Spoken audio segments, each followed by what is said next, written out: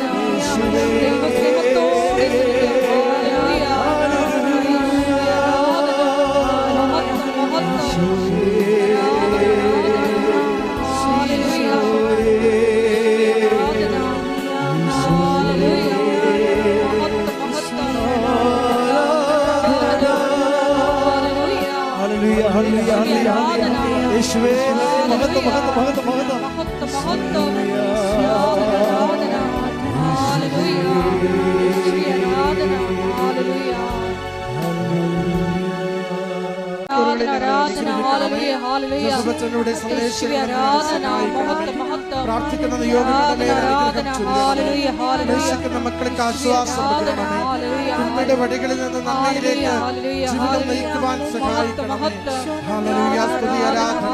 ആരാധന മഹത്വം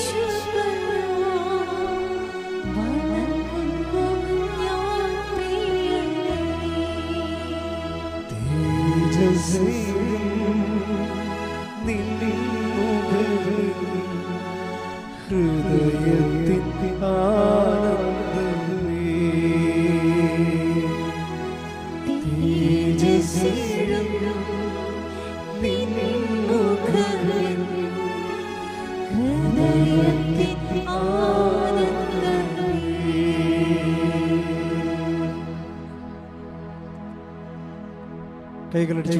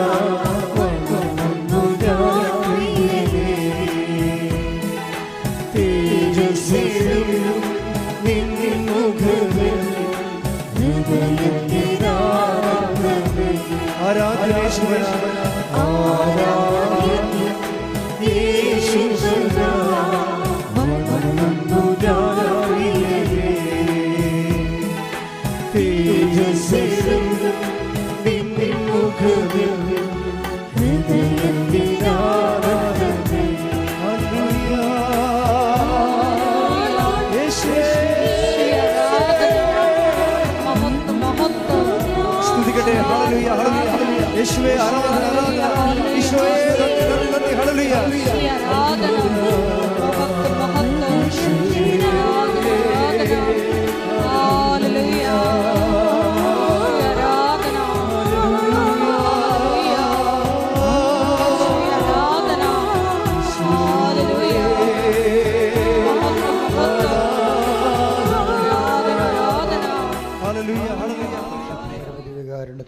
നേരവും ആരാധനയും സ്തുതിയും പുകഴ്ചയും ഉണ്ടായിരിക്കട്ടെ. പരിശുദ്ധ പരമാധിപകാരുണ്യത്തിന് നേരവും ആരാധനയും സ്തുതിയും പുകഴ്ചയും ഉണ്ടായിരിക്കട്ടെ. പരിശുദ്ധ പരമാധിപകാരുണ്യത്തിന് നേരവും ആരാധനയും സ്തുതിയും പുകഴ്ചയും ഉണ്ടായിരിക്കട്ടെ. വൈദികൻ പറയും, മനുഷ്യ നീ മണ്ണാകുന്നു. ബേസിക്കായിട്ട് നീ ആരാണ്? സുവിശേഷം പറയണത് ദൈവത്തെ മാറ്റി നിർത്തിയാൽ പിന്നെ അവശേഷിക്കുന്നത് ഒരു പിടി മണ്ണ് അല്ലെങ്കിൽ ചാരമാണ്. ഇതോടുകൂടി സഭ കടുത്ത ഉപവാസത്തിലേക്കും പ്രാർത്ഥനയിലേക്കുമാണ് ഉൾവലിയുന്നത്. പണ്ടത്തെ കാലത്തേക്കാളും എല്ലാ സഭകളിലുള്ള അനേകം മക്കൾ മുമ്പത്തേക്കാൾ ഉപവസിക്കുന്നവരും നോൻപ് അക്ഷരാർത്ഥത്തിൽ ആചരിക്കുന്നവരുമാണ്.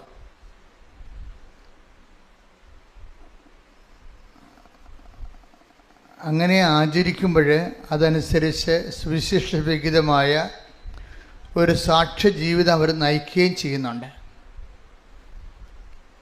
അതുകൊണ്ടാണ് സഭയിൽ ചില കശപിശകളൊക്കെ ഉണ്ടെങ്കിലും ജനങ്ങളെ ഇതൊന്നും ബാധിക്കാതെ പോകുന്നതിൻ്റെ കാരണം. അതെല്ലാ കാലത്തും ഉള്ളതാണ്. പക്ഷെ ജനങ്ങളുടെ ആധ്യാത്മികതയെയും സുവിശേഷവിഹിതമായ സാക്ഷ്യ ജീവിതത്തെയും ഒന്നും ബാധിച്ചിട്ടില്ല. കാര്യം ഇതിൻ്റെ അപ്പുറത്താണ് ദൈവവും ദൈവാനുഭവവും എന്ന് മനസ്സിലാക്കുമ്പോൾ, അങ്ങനെ മനസ്സിലാക്കി സഭയ്ക്ക് വേണ്ടി പ്രാർത്ഥിച്ച് അതിനെ സഭ എല്ലാ കാലത്തതുപോലെ സഭയും ഇതിനെ അതിജീവിച്ച് അങ്ങനെ ഭൂമിയിൽ യേശുക്രിസ്തുവിൻ്റെ അടയാളമായി സഭ ഇനിയും ഇനിയും വളരും. സ്തുതിക്കട്ടെ. ഹല്ലേലൂയ ഹല്ലേലൂയ ഹല്ലേലൂയ ഹല്ലേലൂയ യേശുവേ നന്ദി ഹല്ലേലൂയ ഹല്ലേലൂയ ആരാധന ഹല്ലേലൂയ ഹല്ലേലൂയ ഹല്ലേലൂയ മഹത്വം മഹത്വം ദൈവപിതാവേ നന്ദി ദൈവപിതാവേ മഹത്വം. ദൈവത്തെ അന്വേഷിക്കുന്നവർക്ക് അവൻ്റെ പദ്ധതി പ്രകാരം വിളിക്കപ്പെട്ടവർക്ക് ഇത് ഏറ്റവും രണ്ട് അനുഗ്രഹം ഒരുമിച്ച് വരണതാണ്. ചില ആൾക്കാർ കഴിഞ്ഞ ദിവസങ്ങളിൽ ജോമോളിനോട് പറയുമായിരുന്നു, ഞാൻ ഡോക്ടറേറ്റിന് ഇവിടെ കേരളത്തിൽ രജിസ്റ്റർ ചെയ്തിട്ട് സ്പെയിനിൽ പോയി വേറെ ഒരു സബ്ജക്റ്റ് പഠിക്കുമ്പോൾ രണ്ടും ഒരേ സമയത്ത് പഠിച്ചു തീർക്കുകയാണെങ്കിൽ എനിക്ക് ഡബിൾ ഡോക്ടറേറ്റ് കിട്ടത്തില്ല എന്ന് ചോദിച്ചു. ഞാൻ പറഞ്ഞ് നീ ശ്രമിക്കുക, ഞങ്ങൾ പ്രാർത്ഥിക്കാം. ഇതുപോലെ ഡബിൾ പദവി കിട്ടുന്നതാണ് ഈ നോൻപ് കാലം. നമ്മൾക്ക് ഉടമ്പടി എടുത്തവർക്ക് ഡബിൾ പദവിയാണ്. അതിൻ്റെ കാരണം വെച്ച് കഴിഞ്ഞാൽ, ഒന്ന് പ്രാർത്ഥനയുടെ ഉപവാസത്തിൻ്റെയും നോൻപിൻ്റെ ഒരു കൃപ, അതിനുള്ളിൽ സുവിശേഷ സാക്ഷ്യത്തിൻ്റെ കൂടെ ഉൾപ്പെടുത്തിക്കൊണ്ട് ഉടമ്പടിയുടെ വേറെ ഒരു ജീവിതം. ഈ നോൻപ് ജീവിതവും ഉടമ്പടി ജീവിതവും തമ്മിൽ ഭയങ്കരമായിട്ട്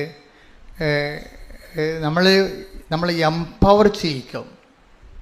നമുക്ക് പവർ ഇല്ലാണ്ട് ഒരു സീറോ പവറായി പോകും ചില സമയത്ത് ജീവിതത്തിൽ സീറോ പവറായി കഴിയുമ്പോൾ നമുക്ക് കഴിഞ്ഞ ദിവസങ്ങളിലേ ഈ അനിത ടോമി എന്നും പറഞ്ഞൊരു മോള് സാക്ഷ്യം പറഞ്ഞു. അനിത ടോമിയുടെ സാക്ഷ്യങ്ങളെന്ന് പറയണത്, അനിത ടോമിയുടെ വിഷയം ഒരു വല്ലാത്ത കുടുംബ പ്രശ്നമാണ്. കുടുംബ പ്രശ്നത്തെ അവർ അനാവരണം ചെയ്തില്ല, നല്ല കാര്യം. അത് നമുക്ക് അവരുടെ സ്വകാര്യ വിഷയം നമുക്ക് കേൾക്കേണ്ട കാര്യമില്ലല്ലോ. പക്ഷെ അവർ ആ ഒരു സ്വകാര്യ പ്രശ്നം അവരുടെ മനസ്സിലുണ്ടാക്കിയ ആഘാതം ഭയങ്കര ആഴമുള്ളതാണ്. കാര്യം അവർക്ക് സംസാരിക്കാൻ പറ്റില്ല, വൈരാഗ്യം ഉണ്ടായി, വെറുപ്പുണ്ടായി, ഒറ്റപ്പെട്ട്, കുടുംബത്തിലുള്ളവർ തന്നെയാണ്. അപ്പോൾ സഹിക്കാൻ പറ്റാത്തൊരവസ്ഥ വന്ന് അതിനുള്ളിൽ അവർ പ്രഗ്നൻറ്റുമായി. അതിൻ്റെ ഇമ്പാക്റ്റ് കാരണം ബ്ലീഡിങ്ങുമായി. ഭയങ്കരമായ ഒരു സ്ത്രീ കടന്നു പോകുന്ന ഒരു ഭയങ്കര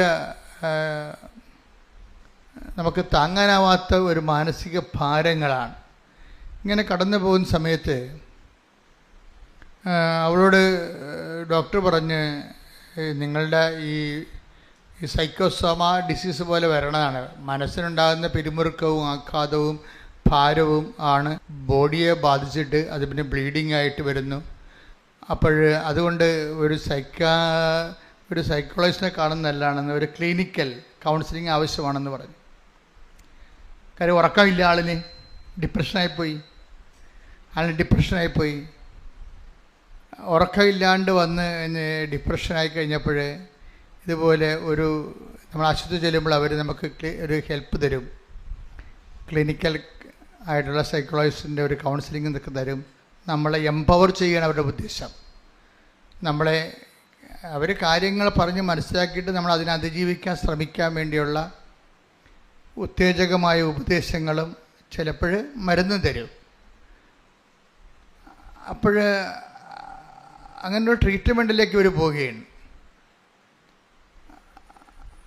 അതിനുശേഷം ഈ കൗൺസിലർ പറഞ്ഞു, നിങ്ങൾ കാണിക്കേണ്ടത് ശരിക്കും പറഞ്ഞാൽ ഒരു സൈക്കാട്രിനെ കാണിക്കേണ്ടത്, ഒരു മനോരോഗ വിദഗ്ധനെ കാണിക്കണമെന്ന് പറഞ്ഞു.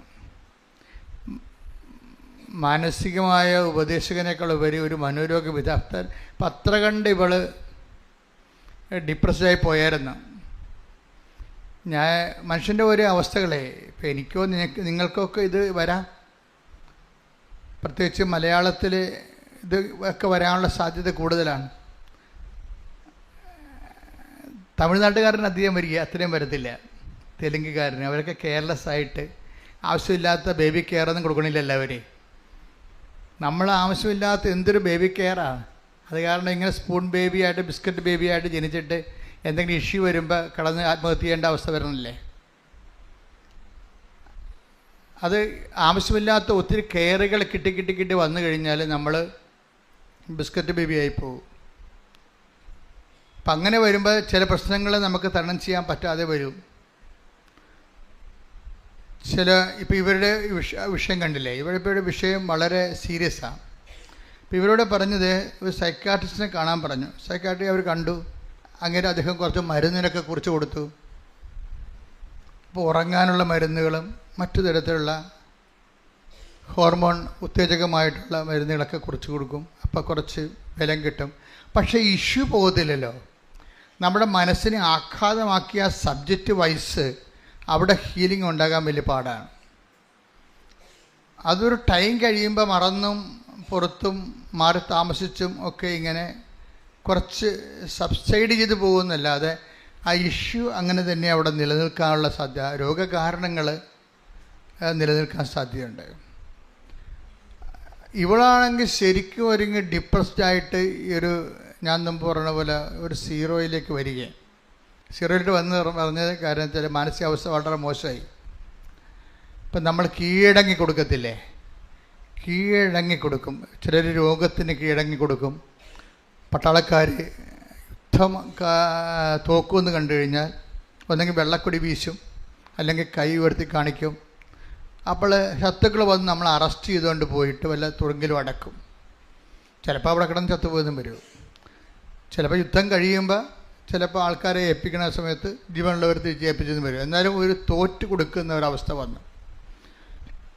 നമ്മൾ തന്നെ തോറ്റ് കൊടുക്കുന്ന അവസ്ഥ.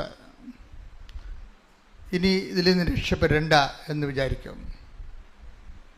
അതിൻ്റെ ഇടയ്ക്ക് ഒരു പ്രശ്നമുണ്ടായത്, ഇതിൻ്റെ മാസം തികയാതെ പ്രസവിക്കും, 7-ാം മാസം പ്രസവിക്കും. അതൊന്നും അനിത ടോമിനെ അധികം ചെയ്യണില്ല. കാര്യം മനസ്സ് വളരെയേറെ ഡിപ്രസ്ഡ് ആയിരിക്കുകയാണ്. അപ്പോൾ അതുകൊണ്ട് നമുക്ക് ചുറ്റും നടക്കുന്ന സംഭവങ്ങളെക്കുറിച്ച് ഒത്തിരിയേറെ ആശങ്കകളോ സന്തോഷമോ അങ്ങനെയൊന്നുമില്ല. അതാണ് ഡിപ്രഷൻ എന്ന് പറയണത്. അപ്പോൾ ഇതിങ്ങനെ ഒരു മാനസികാവസ്ഥ. അപ്പോൾ അതിൻ്റെ ഇടയ്ക്ക് ഒരു ഡോക്ടറിൻ്റെ അടുത്ത് ചെന്നപ്പോൾ അവർക്ക് അവരുടെ തൊണ്ടയുടെ അതിൽ തൊണ്ട വാ പൊളിച്ചപ്പോൾ 2 കുരുക്കൾ. അപ്പോൾ അതിനെ പക്ഷേ ലീസ്റ്റ് കോൺഷ്യസ് ആണ് ഇവള്. ആ സംഭവം നേരത്തെ ഉള്ളതാണ്, 2-3 ആഴ്ചയായിട്ട് ഈ കുരുക്കൾ തൊണ്ടയിലുള്ളതാണ്. പക്ഷേ ഇവർ ലീസ്റ്റ് കോൺഷ്യസ് ആണ്.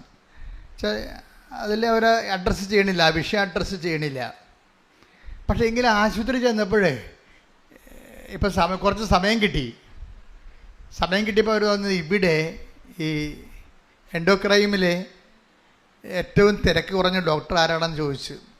തൊണ്ടയുടെ ചികിത്സയിൽ തിരക്കില്ലാത്ത ഡോക്ടർ ഏതാണ്? സൂപ്പർ സ്പെഷ്യാലിറ്റി ആശുപത്രി ചെന്നിരിക്കണത്. അപ്പോൾ തിരക്കില്ലാത്ത ഡോക്ടറിൻ്റെ അടുത്ത് ചെന്നിട്ട് ഇതൊന്ന് കാണിക്കാം. അപ്പോൾ അങ്ങനെ ഒരു തിരക്കില്ലാത്ത ഡോക്ടറിനെ കണ്ടുപിടിച്ചത് കാണിച്ചപ്പോൾ ഡോക്ടർ പറഞ്ഞു, ഇതെന്താ പരിപാടി, എത്ര ദിവസമായി ഇങ്ങനെ അങ്ങനെയൊക്കെ പുള്ളി ചോദിക്കണ്ടേ. അപ്പോൾ അത് ഉടനെ ഡോക്ടർ പറഞ്ഞു, ഇത് FNACക്ക് വിടണമെന്ന് പറഞ്ഞു. FNAC എന്ന് പറഞ്ഞാൽ സാമ്പിൾ ടെസ്റ്റാണ്, ബയോപ്സി എന്നൊക്കെ നമ്മൾ പറയത്തില്ലേ. അതിൻ്റെ അകത്തൊരു ഒരു കഷ്ണം എടുത്തിട്ട് കുറച്ച് തന്മാത്രകൾ എടുത്തിട്ട് ഒരു ടെസ്റ്റിന് വിടും. ടെസ്റ്റിന് വിട്ടിട്ട് ആ ടെസ്റ്റ് തിരിച്ചു വരുമ്പോൾ നേരത്തെ മാനസികമായി തകർന്നിരിക്കുന്ന ആൾ, പിന്നെ അകാലമായിട്ട് പ്രസവിച്ച ആൾ, പിന്നെ ഇപ്പം ഈ അസുഖം കൂടി വന്നപ്പോൾ അതിൻ്റെ അകത്ത് ക്യാൻസർ പോസിറ്റീവാണ്.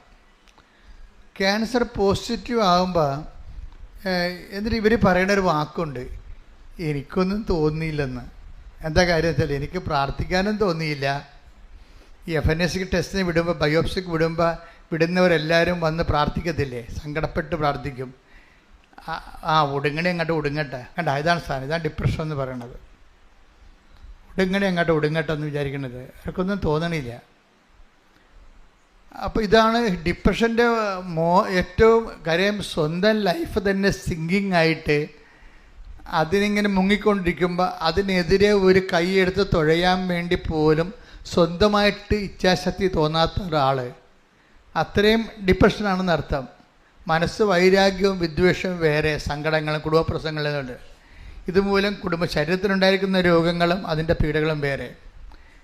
അപ്പോഴിങ്ങനെ ഇരിക്കുന്ന ഒരു സമയത്ത് ഇവൾക്ക് തോന്നുന്നുണ്ട്, തനിക്കെന്ത് ഈ ഒരു അവസ്ഥയിൽ ആരെങ്കിലും തന്നെ ഒന്ന് നല്ലവണ്ണം ഉപദേശിക്കണത് നല്ലതാണെന്ന് അങ്ങനെ തോന്നുന്നുണ്ട്. അങ്ങനെ ഒരു തോന്നൽ ഇവൾക്കുണ്ടായി. അപ്പോൾ ഇവളെ ഒരു റീന എന്നും പറഞ്ഞ് ഒരു ചേച്ചിനെ ഇവൾക്കറിയാം, ഇവളുടെ മനസ്സിലുള്ളതാണ്.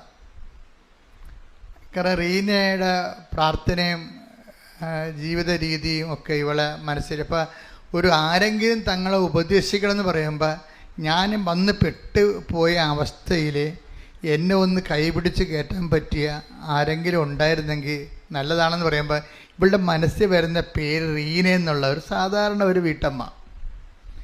ഈ റീന എടുത്ത് ചെന്ന് പറയും, ഇവിടെ താൻ എന്നെ ഒന്ന് ഉപദേശിക്കേ. കണ്ട, ഉപദേശത്തിൻ്റെ വിഷയം വേണ്ട. അപ്പം ഒരേ വിഷയം പോണ ആ രീതി നിങ്ങൾ ശ്രദ്ധിക്കണം. അപ്പോൾ റീനയോട് പറയും, ഇങ്ങനെയാണ് ഡോക്ടർ എന്നോട് പറഞ്ഞു എനിക്ക് ഇങ്ങനെ ക്യാൻസറാണ്, അതുപോലെ തന്നെ എനിക്ക് ഡിപ്രഷനാണ്. അപ്പോൾ അങ്ങനെ വരുമ്പോൾ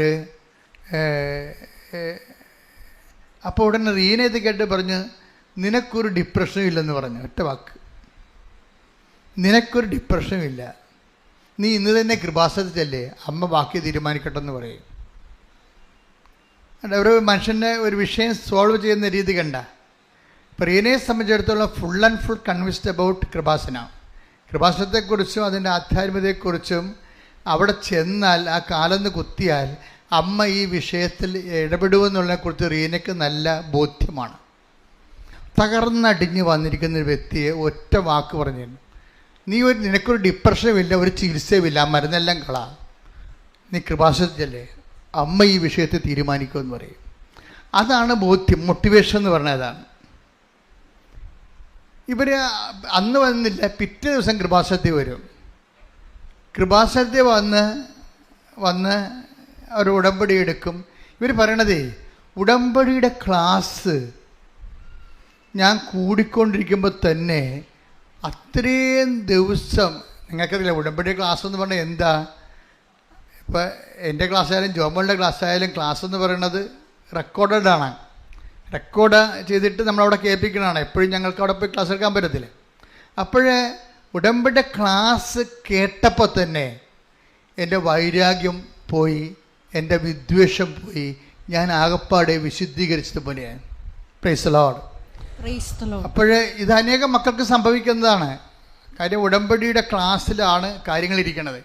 അവിടെ പോയിരുന്നുണ്ട് കടമാമ്പോത്തിനെ പോലെ ഉറങ്ങുന്ന കക്ഷികളുണ്ട്. അതുങ്ങൾ ജീവിതകാലം മുഴുവൻ ഉറങ്ങുകയേ ഉള്ളൂ. പിന്നെ എനിക്ക് സന്തോഷമാണ്, 10 പത്രം ആൾക്കാരൊക്കെ കൊടുക്കുകയല്ല. ഉറങ്ങണവരാണെങ്കിലും പുറത്തിറങ്ങുമ്പോൾ പത്രം കൊടുക്കേണ്ടി വരുമില്ല. കാര്യം പത്രത്തിലല്ലേ പരിശുദ്ധ അമ്മ എല്ലാ സംവിധാനം ചെയ്ത് വെച്ചിരിക്കുന്നത്. ജനങ്ങളെ അറിയിക്കേണ്ടവരെ അറിയിക്കുന്നതും അറിയാത്തവരെ അറിയിക്കുന്നതും ആഴപ്പെടുത്തുന്നതും നിങ്ങളെ പ്രേക്ഷിതരാക്കുന്നതും എല്ലാം ഈ പത്രമെന്ന് പറയുന്ന ദൈവത്തിൻ്റെ സാക്ഷ്യങ്ങളാണ് പകുതി മുക്കാൽ അതിൻ്റെ അകത്തുള്ളത്. പിന്നെ എൻ്റെ ഇതുപോലുള്ള സംസാരങ്ങളും വേറെ ഒന്നും അതിൻ്റെ അകത്ത് ഉണ്ടാകത്തില്ല. കൃപാസനത്തിന് മിഷൻസ് മാത്രമേ ഉണ്ടാകത്തുള്ളൂ. അപ്പോൾ ആ മിഷൻ എപ്പോഴായാലും ഇങ്ങനെ ജനങ്ങളുടെ ഇടയിലേക്ക് ചെല്ലുമ്പോൾ അനേകം ആൾക്കാരെയാണത് ജീവിതത്തിലേക്കും പൊതുജീവിതത്തിലേക്കും ഒക്കെ കൊണ്ടുവരണത്.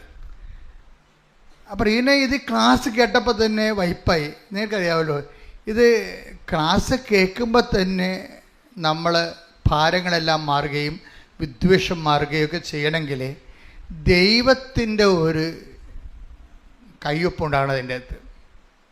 അതാണ് എൻ്റെ അകത്ത് വിഷയം ഇരിക്കുന്നത്. കാര്യം തനിക്കെന്തോ സംഭവിച്ചിട്ടുണ്ട്, താനീ ചെയ്യണതൊന്നും ശരിയല്ല, ദൈവത്തിന് നിരക്കുന്നതല്ലെന്ന് സ്വയമായി ബോധ്യമൊക്കെയുണ്ട്.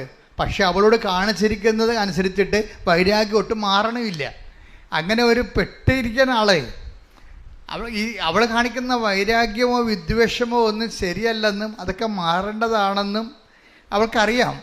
പക്ഷെ അവളോട് കാണിച്ചിരിക്കുന്ന വ്യക്തികൾ അതിനുള്ള കാരണങ്ങളില്ലാത്ത കൊണ്ടും മനഃപൂർവ്വം ചെയ്തിരിക്കുന്ന കാരണവും അവൾക്ക് അതിൽ നിന്ന് പിന്തിരിയാൻ ഇഷ്ടപ്പെടുന്നില്ല. ഇങ്ങനെ ഒരു കാണാത്ത കയറെ കെട്ടിയിട്ടുള്ള വിഷമസന്ധിയിൽ അങ്ങനെ പെട്ടിരിക്കുന്ന അവസ്ഥയാണ്. പക്ഷെ അവിടെ എന്ത് സംഭവിച്ചിരിക്കുന്നത്, അവിടെ ഇവളുടെ ഒരു ആത്മാർത്ഥത കാരണം ഈ ദൈവം ആദ്യമേ തന്നെ ഇൻസെൻറ്റീവ് എന്ന് പറയും. നമ്മൾ ഇൻസെൻറ്റീവ് ആൻഡ് ഇൻവെസ്റ്റ്മെൻ്റ് എന്ന് പറയുന്നത് ഉടമ്പടിയിലെ ഒരു സംഭവമാണ്. ഇൻസെൻറ്റീവ് എന്ന് പറയുന്നത് നമ്മൾ ഇൻസെൻറ്റീവ് ഒരു അച്ചാരം പോലെ ഒരു അഡ്വാൻസ് നമ്മളുടെ നിന്നൊരു വ്യക്തിപരമായ താല്പര്യം എടുത്തു കഴിഞ്ഞാൽ, ഒരു 10% താല്പര്യം നമ്മൾ എടുത്തു കഴിഞ്ഞാൽ, നമ്മൾ ക്രിസ്തുവിനുള്ളവരാണെന്നുണ്ടെങ്കിൽ എന്ന് വെച്ച് കഴിഞ്ഞാൽ ക്രിസ്തുവിൻ്റെ ആകർഷണ മേഖലയിൽ നിന്ന് പൂർണ്ണമായി വഴുതി പോയിട്ടില്ല, ഇപ്പോഴും ഒരു നോട്ട് പിടുത്തമുണ്ടെന്നുണ്ടെങ്കിൽ ദൈവം ഇതിൻ്റെ അകത്ത് ഇൻവെസ്റ്റ്മെൻറ്റ് നടത്തും. ഭാവിയിൽ നിങ്ങൾ ശരിയായി വരുമെന്ന് ദൈവത്തിന് അറിയാവുന്ന കാരണം ദൈവം കണ്ണും പൂട്ടി ഒരു ബിസിനസ് വിജയിക്കണമെന്നുണ്ടെങ്കിൽ അതിൽ ബാങ്കുകാർ ലോൺ തരാൻ തയ്യാറാകും, അല്ലേ? ബാങ്കുകാരൊക്കെ ആ പ്രോജക്റ്റ് കറക്റ്റാണ്, അതിൻ്റെ എക്സ്പോർട്ട് നടക്കും, നിങ്ങൾക്കതിൻ്റെ മൊണോപ്പൊളി ഉണ്ട് എന്ന് ബാങ്കിന് കോൺഫിഡൻസ് ഉണ്ടെങ്കിൽ അവർ ഓടി എത്ര വേണമെങ്കിലും തരും, കോടിക്കണക്കിന് രൂപ തരും. അതുപോലെ ഓവർ ഡ്രാഫ്റ്റ് ദൈവവും തരും. നമ്മൾ രക്ഷപ്പെടുമെന്ന് ദൈവത്തിന് തോന്നിക്കഴിഞ്ഞാൽ നിങ്ങളുടെ devoid of your merits or demerits ദൈവം അതിൻ്റെ അകത്ത് ഇൻവെസ്റ്റ് ചെയ്യും. അതെപ്പോഴും നമ്മൾ ശ്രദ്ധിക്കണം. എന്ന് കഴിഞ്ഞാൽ നിങ്ങൾ ഭാവിയിൽ ദൈവത്തിന് വേണ്ടി ജീവിക്കും എന്ന് ദൈവത്തിന് തോന്നിയാൽ നിങ്ങൾ പ്രോജക്റ്റ് ഇതിന് ഗ്രേസിൻ്റെ കൃപ മുടക്കാൻ പറ്റിയ ഒരു നല്ല സക്സസ് ആയിട്ടുള്ളൊരു പ്രോജക്റ്റാണ് നിങ്ങളെന്ന് ദൈവത്തിന് തോന്നിയാൽ ദൈവം അതിൻ്റെ അകത്ത് ഇൻവെസ്റ്റ് ചെയ്യാൻ തയ്യാറാകും. അനിത ടോമി ഒരു ടൈം കഴിയുമ്പോൾ കർത്താവിലേക്ക് പൂർണ്ണമായിട്ട് വരുമെന്ന് ദൈവത്തിന് അറിയാമല്ലോ. അത് എപ്പോഴും എൻ്റെ മക്കളെ ഉടമ്പടിയുടെ വിജയമെന്ന് പറയണത് നിങ്ങളുടെ ഓരോരോ കാലത്തെ വീട്, വിവാഹം, ജോലി, പഠനം, അതുപോലെ തന്നെ പരീക്ഷ, ആ ഒരു വിഷയം വെച്ചുകൊണ്ട് നിങ്ങൾ ഉടമ്പടിയെ സമീപിച്ചു. അത് കഴിയുമ്പോൾ നിങ്ങൾക്ക് ദൈവവുമില്ല ആരുമില്ലാത്ത പോലെ ജീവിക്കുന്ന ഒരു രീതിയാണല്ലോ ചില ആൾക്കാരുടെ ഉള്ളത്. അതാണ് ഇതിനകത്ത് വരുന്ന ഒരു പ്രശ്നം. നിങ്ങൾ ആദ്യമേ ദൈവത്തെ ധരിപ്പിക്കേണ്ടതെന്ന് വെച്ച് കഴിഞ്ഞാൽ, ഉടമ്പടി എന്ന് പറഞ്ഞാൽ ഞാൻ എപ്പോഴും പറയും covenant is N intelligent affair എന്ന് പറയും. എന്നുവെച്ചാൽ എന്താണെന്ന് വെച്ചാൽ ബുദ്ധിപരമായൊരു നടപടിയാണ്. നിങ്ങൾ ദൈവത്തെ ധരിപ്പിക്കേണ്ടതെന്ന് വെച്ച് കഴിഞ്ഞാൽ എനിക്കിതൊരു മിനിമം പരിപാടിയല്ല. ഉടമ്പടി എന്നെ സംബന്ധിച്ചിടത്തോളം IATS പാസ്സാകാനുള്ള ഒരു മിനിമം പരിപാടിയല്ല. വസ്തു വിൽക്കാൻ വേണ്ടിയുള്ള ഒരു മിനിമം പരിപാടിയല്ല. കല്യാണം ഒത്തുവരാൻ വേണ്ടിയുള്ള ചെറിയൊരു നടപടിക്രമമല്ല. എനിക്ക് ദൈവത്തിന് വേണ്ടി ജീവിക്കാൻ വേണ്ടിയുള്ള ബൃഹത്തായ ഒരു പരിപാടിയാണിതെന്ന് നിങ്ങൾ ദൈവത്തെ ധരിപ്പിക്കണം. പിടികിട്ടിയ ഇത് ഭയങ്കര ബുദ്ധിപരമായിട്ട് ഇടപെടേണ്ട കാര്യം, ആദ്യമേ ചെയ്യേണ്ട കാര്യമാണ്. പലർക്കും ഇതിനെക്കുറിച്ച് അറിയത്തില്ല. ആദ്യമേ തന്നെ ദൈവത്തെ ധരിപ്പിക്കേണ്ട, കർത്താവേ, എൻ്റെ ഈ പരീക്ഷ കൊണ്ട് തീരണമല്ല നമ്മമ്മലുള്ള ജീവിതം, എൻ്റെ ഈ കാനഡയിൽ പോക്കുകൊണ്ട് തീരണതല്ല നമ്മമ്മലുള്ള ജീവിതം. ഞാൻ എവിടെ പോയാലും ചില ആൾക്കാർ പറയത്തില്ലേ, മരണം വരെ ഞാൻ ഉടമ്പടി ജീവിതം ജീവിക്കുമെന്ന്. ഇന്നിപ്പോൾ ആൾക്കാർക്ക് മനസ്സിലായി ഉടമ്പടി ഒരു പ്രാർത്ഥനയല്ല, അതൊരു ജീവിത രീതിയാണെന്ന് മനസ്സിലായി. ജീവിത രീതി എന്നാണ് പറയണത്. ഉടമ്പടി ഒരു ജീവിത രീതി, സുവിശേഷവിഹിതമായ സാക്ഷി ജീവിതമാണ്. ദൈവത്തിൻ്റെ സ്നേഹത്തിൽ ജീവിക്കാൻ വേണ്ടി. അങ്ങനെ ദൈവത്തിന് ആദ്യമേ നമ്മളെക്കുറിച്ച് സെൽഫ് ഇൻട്രൊഡക്ഷൻ ഇല്ലേ, നമ്മളെക്കുറിച്ച് സെൽഫ് ഇൻട്രൊഡക്ഷൻ. ഇപ്പം നമ്മളിവിടെ എവിടെയെങ്കിലുമൊക്കെ നമ്മളെ പരിചയമില്ലാത്ത സ്ഥലത്ത് ചെല്ലുമ്പോൾ പറയും നമ്മൾ ഇന്നയാളാണെന്ന് പറയത്തില്ലേ. ഞാൻ ഫാദർ ജോസഫ് വലിയ വീട്ടിൽ ആലപ്പുഴ രൂപതയുടെ ഒരു വൈദികനാണെന്ന് ഞാൻ ആദ്യം പറയും. കൃപാസനൊക്കെ പിന്നെ പറയത്തുള്ളൂ. കാര്യം ഞാൻ എന്നെ രൂപതയിൽ എനിക്ക് പട്ടം തന്നിരിക്കണത്. അപ്പം ഞാൻ ആദ്യം അത് പറയും, ആലപ്പുഴ രൂപതയുടെ ഒരു വൈദികനാണെന്ന് പറയും. ബാക്കിയെല്ലാം ഫംഗ്ഷൻ മിഷനൊക്കെ കർത്താവ് തന്നതാണ്, പിന്നീട് കർത്താവ് കൂട്ടിച്ചേർത്തതാണ്. അപ്പോൾ അതാണ് സെൽഫ് ഇൻട്രൊഡക്ഷൻ എന്ന് പറയണത്. ഈ സെൽഫ് ഇൻട്രൊഡക്ഷൻ, നിങ്ങളുടെ സെൽഫ് ഇൻട്രൊഡക്ഷൻ കറക്റ്റായിരിക്കണം. ഞാൻ ഇന്ന ആളാണ്, ഇന്ന ആളിൻ്റെ വൈഫാണ് അനിത ടോമി, എൻ്റെ വിഷയം ഇതാ, ഞാൻ ഇത് കഴിഞ്ഞാലും അങ്ങയ്ക്ക് വേണ്ടി ജീവിക്കും എന്ന് സെൽഫ് ഇൻട്രൊഡ്യൂസ് ചെയ്ത് കഴിഞ്ഞാൽ വിഷയം കുറച്ച് തീരും. കാര്യം എന്താ വെച്ചാൽ നീ ജീവിക്കുമെന്ന് പറഞ്ഞാൽ മതി. കാര്യം ദൈവത്തിന് അറിയാം നീ ജീവിക്കുക ഇല്ലേ എന്നുള്ളത്. അത് ദൈവത്തിന് അറിയാമല്ലോ. ദൈവത്തിൻ്റെ അടുത്ത് ഉടായ്പൊന്നും നടക്കത്തില്ല. നീ ജീവിക്കുമോ ഇല്ലേ എന്നുള്ളത് ദൈവത്തിനറിയാം.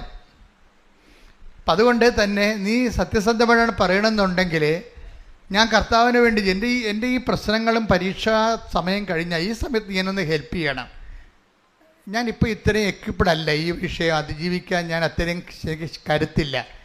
ഇപ്പം നീ എന്നെ സഹായിക്കണം. പക്ഷെ ഞാൻ മരണം വരെ ഞാൻ നിൻ്റെ കൂടെ നിൽക്കും. നിങ്ങളൊന്ന് പറഞ്ഞേ, ഇപ്പോൾ നീ എന്നെ സഹായിക്കണം. ഈശോയെ, മരണം വരെ നിന്നോടുള്ള ഉടമ്പടിയിൽ ഞാൻ സുവിശേഷ സാക്ഷിയായി ജീവിച്ചു കൊള്ളാം. ശ്രദ്ധിക്കട്ടെ.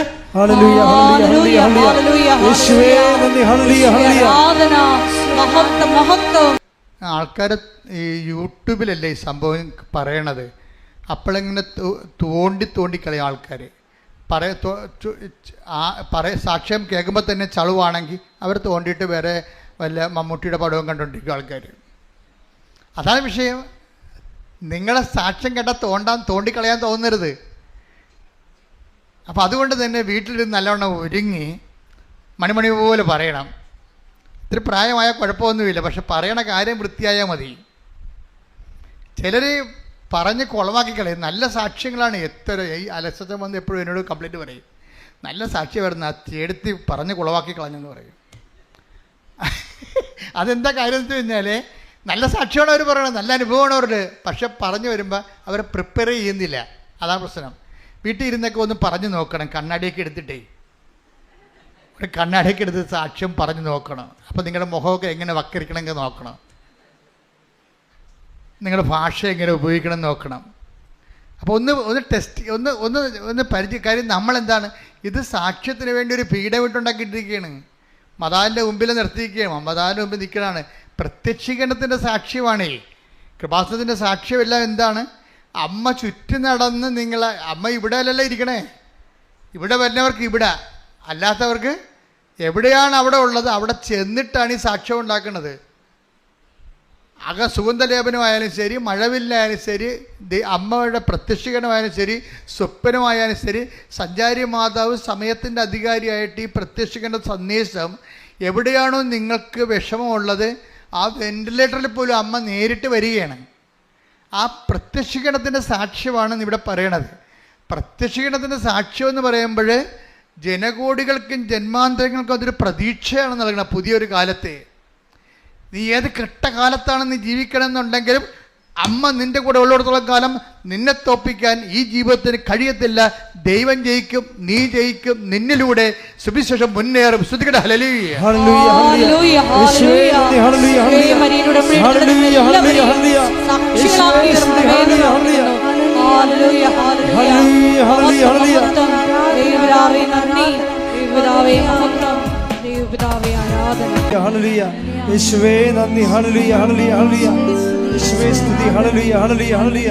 Hallelujah hallelujah hallelujah. യേശുവേ ആരാധന ആരാധന ആരാധന. യേശുവേ നന്ദി. മഹത്വം മഹത്വം മഹത്വം. 2 തിമോത്തിയോസ് 1:8. 2 തിമോത്തിയോസ് 1:8. നമ്മുടെ കർത്താവിന് നമ്മുടെ കർത്താവിന് സാക്ഷ്യം നൽകുന്നതിൽ നീ ലജ്ജിക്കരുത്. അതാണ് വിഷയം. കാര്യം കർത്താവ് തന്നെയും പല പ്രാവശ്യം പറഞ്ഞിട്ടുണ്ട്, നീ വീട്ടിൽ പോയി നിന്റെ ബന്ധുക്കളോട് പറയണം കർത്താവ് നിനക്ക് എന്താണ് ചെയ്ത് തന്നതെന്ന്. പിന്നെ ഈശോ പറയും, നീ ദെക്കാപ്പോലിസിൽ പോകണം, എന്നുവെച്ചാൽ സിറ്റി സ്റ്റേറ്റ് പട്ടണത്തിൽ പോയിട്ട് പറയണം കർത്താവ് നിനക്ക് വേണ്ടി ചെയ്ത കാര്യങ്ങൾ അവരോട് പറയണം. അപ്പോൾ സാക്ഷ്യം സ്വർഗീയമായ നിലപാടിൻ്റെ ഭാഗമാണ്, ദൈവികമായ നിയമമാണ് സാക്ഷ്യം പറയുക എന്നുള്ളത്. ലൂക്ക 8:38-39. ലൂക്ക 8:38 വാക്യം. പിശാച് ബാധ ഒഴിഞ്ഞ ആ മനുഷ്യൻ അവന്റെ കൂടെ ആയിരിക്കാൻ ഈശോയുടെ കൂടെ ആയിരിക്കുവാൻ അനുവാദം ചോദിച്ചു. എന്നാൽ അവനെ തിരിച്ചയച്ചുകൊണ്ട് യേശു പറഞ്ഞു, നീ വീട്ടിലേക്ക് തിരിച്ചുപോയി ദൈവം നിനക്ക് ചെയ്തത് എന്തെന്ന് അറിയിക്കുക. അവൻ പോയി യേശു തനിക്ക് വേണ്ടി ചെയ്ത കാര്യങ്ങൾ പട്ടണം മുഴുവൻ പ്രസിദ്ധമാക്കി. അവനോട് പറഞ്ഞത് വീട്ടിൽ പോയി പറയാനാണ് പറഞ്ഞത്. പക്ഷെ അവനെന്ത് ചെയ്തു? വീട്ടിലും പറഞ്ഞ് പട്ടണത്തിലും പറഞ്ഞു. അങ്ങനെയായിരിക്കണം സാക്ഷ്യം പോകേണ്ടത്. കർത്താവ് നമുക്ക് വേണ്ടി ചെയ്തത് എന്തെന്നുള്ളത് ആദ്യം ബോധ്യപ്പെടുത്തുന്നത് ആരെയാണ്? വീട്ടുകാരെയാണ് ബോധ്യപ്പെടുത്തേണ്ടത്. വീട്ടുകാരെ ബോധ്യപ്പെടുത്തുമ്പോൾ എന്ത് പറ്റും? അവർക്ക് വിശ്വാസം വർദ്ധിക്കും. വിശ്വാസം വർദ്ധിച്ചു കഴിഞ്ഞാൽ, ഇപ്പം റീന അടുത്തല്ലേ ഈ അനിത ടോമി പറയണത് എന്താണ്? എനിക്ക് ക്യാൻസറാണ് എന്ന് പറയുമ്പോൾ എനിക്ക് ബയോപ്സിക്ക് വിട്ടിരിക്കുകയാണ്, എനിക്ക് ഡിപ്രഷനാണ് എന്ന് പറഞ്ഞപ്പോൾ ഈ സൈക്കാട്രിനെ കാണാൻ പറഞ്ഞിരിക്കുകയാണെന്ന് പറയുമ്പോൾ റീന പറയുന്നത്, നീ ഒരു സൈക്കാട്രിനെയും കാണണ്ട, നിനക്കൊരു ഡിപ്രഷനും ഇല്ല. ആരാണ് തീരുമാനിക്കണത്? പ്രേക്ഷിത തീരുമാനിക്കും. അതാണ് അധികാരം, ആത്മീയ അധികാരമാണ്. കർത്താവിൻ്റെ നാമത്തിലാണ് അവരില്ലെന്ന് പറയണത്. ഇല്ലെന്ന് പറഞ്ഞാൽ ഇല്ല. Praise the Lord. Hallelujah. Hallelujah. Hallelujah. Hallelujah. Hallelujah. യേശുവേ നന്ദി. ഹല്ലേലൂയ ഹല്ലേലൂയ ആരാധന. മഹത്വം ആരാധന. ഹല്ലേലൂയ.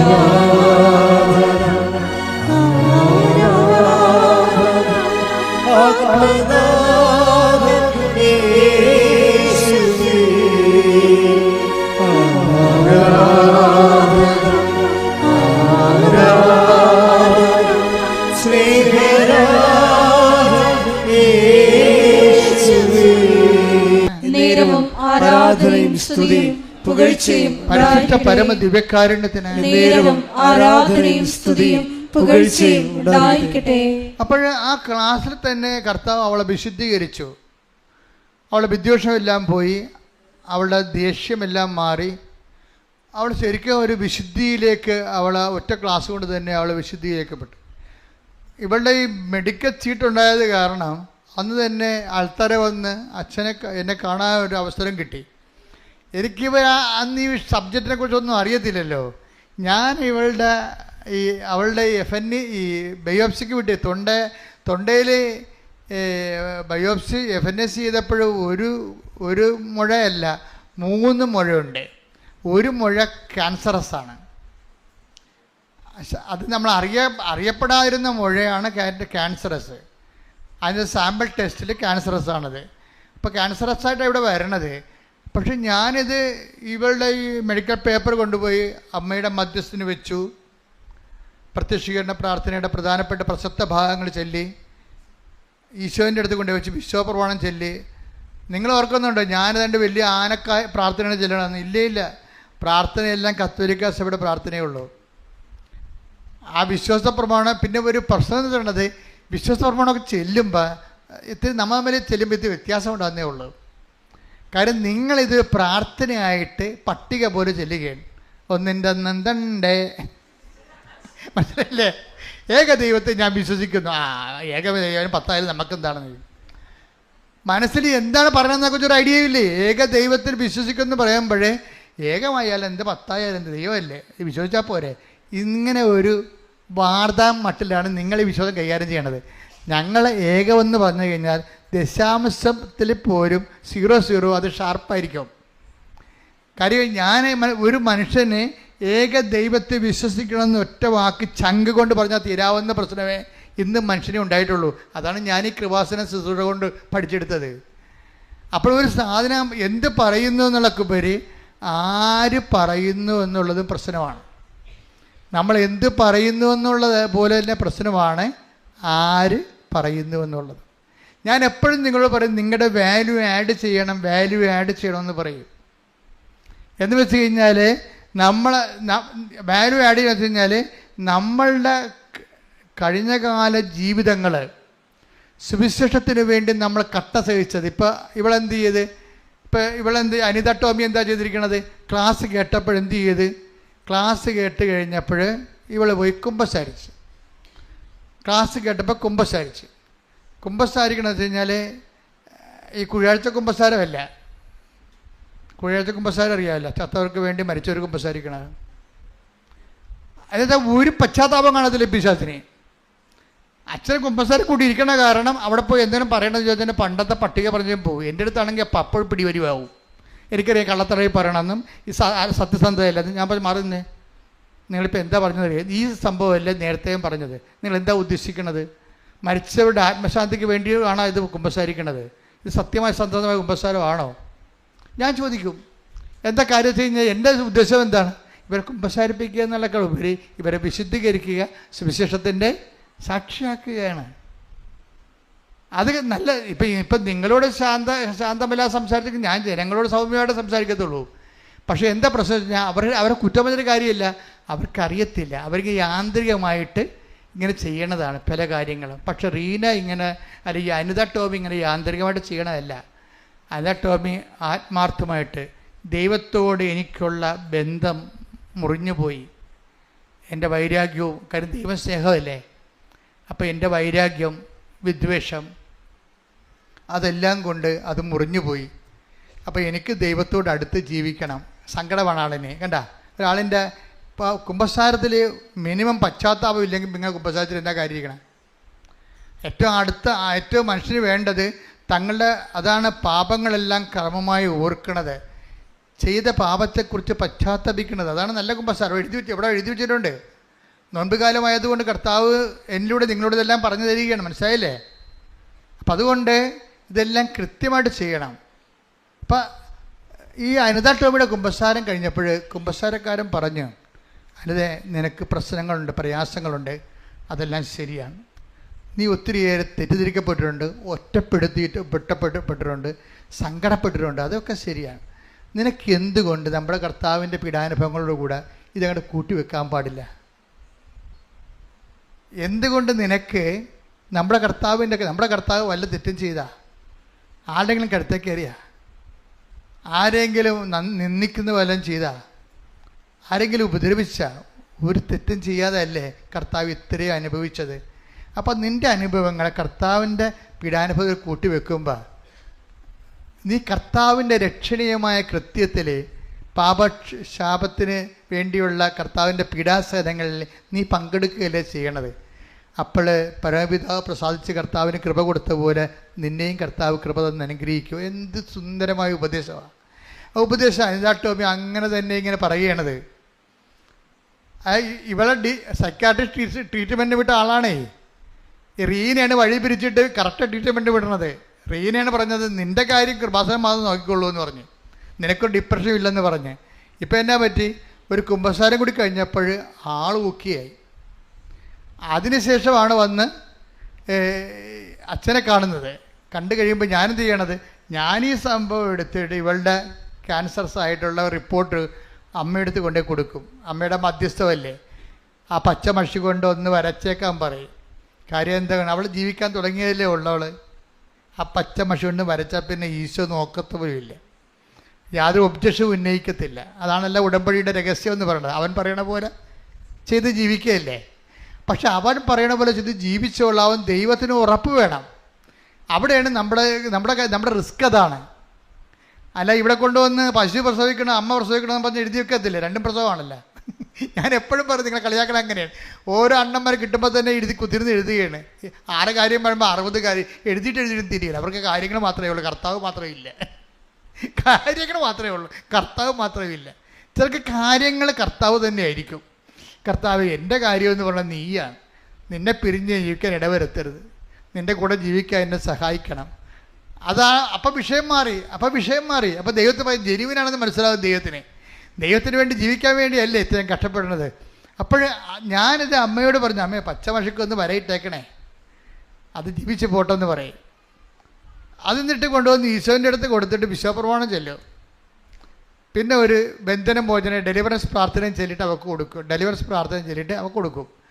കൊടുത്തിട്ട് പറയണത് എന്താണെന്ന് അറിയാവോ, സാക്ഷ്യം വന്ന് പറഞ്ഞോ എന്ന് പറഞ്ഞു. അപ്പോൾ എനിക്കത് എവിടെ നിന്ന് കിട്ടി?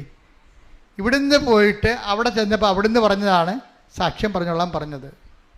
അപ്പം ഞാനിത് അനിത ടോമിക്ക് പറഞ്ഞ് അമ്മ പറയേണ്ടത് സാക്ഷ്യം വന്ന് പറഞ്ഞോളാൻ പറയുന്നുണ്ട്. അപ്പോൾ സാക്ഷ്യം വന്ന് പറയാൻ വേണ്ടി അവൾ പോവുകയാണ്. പിന്നെ എന്താ സംഭവിക്കണത്? പിന്നെ റിസൾട്ട് വരുമ്പോൾ എന്താ പറയണത്, FNACയിലും സാമ്പിൾ ടെസ്റ്റിലും ക്യാൻസർ ഉണ്ടായിരുന്നു. റിസൾട്ട് വന്നപ്പോൾ ക്യാൻസർ ഇല്ല, നെഗറ്റീവ്.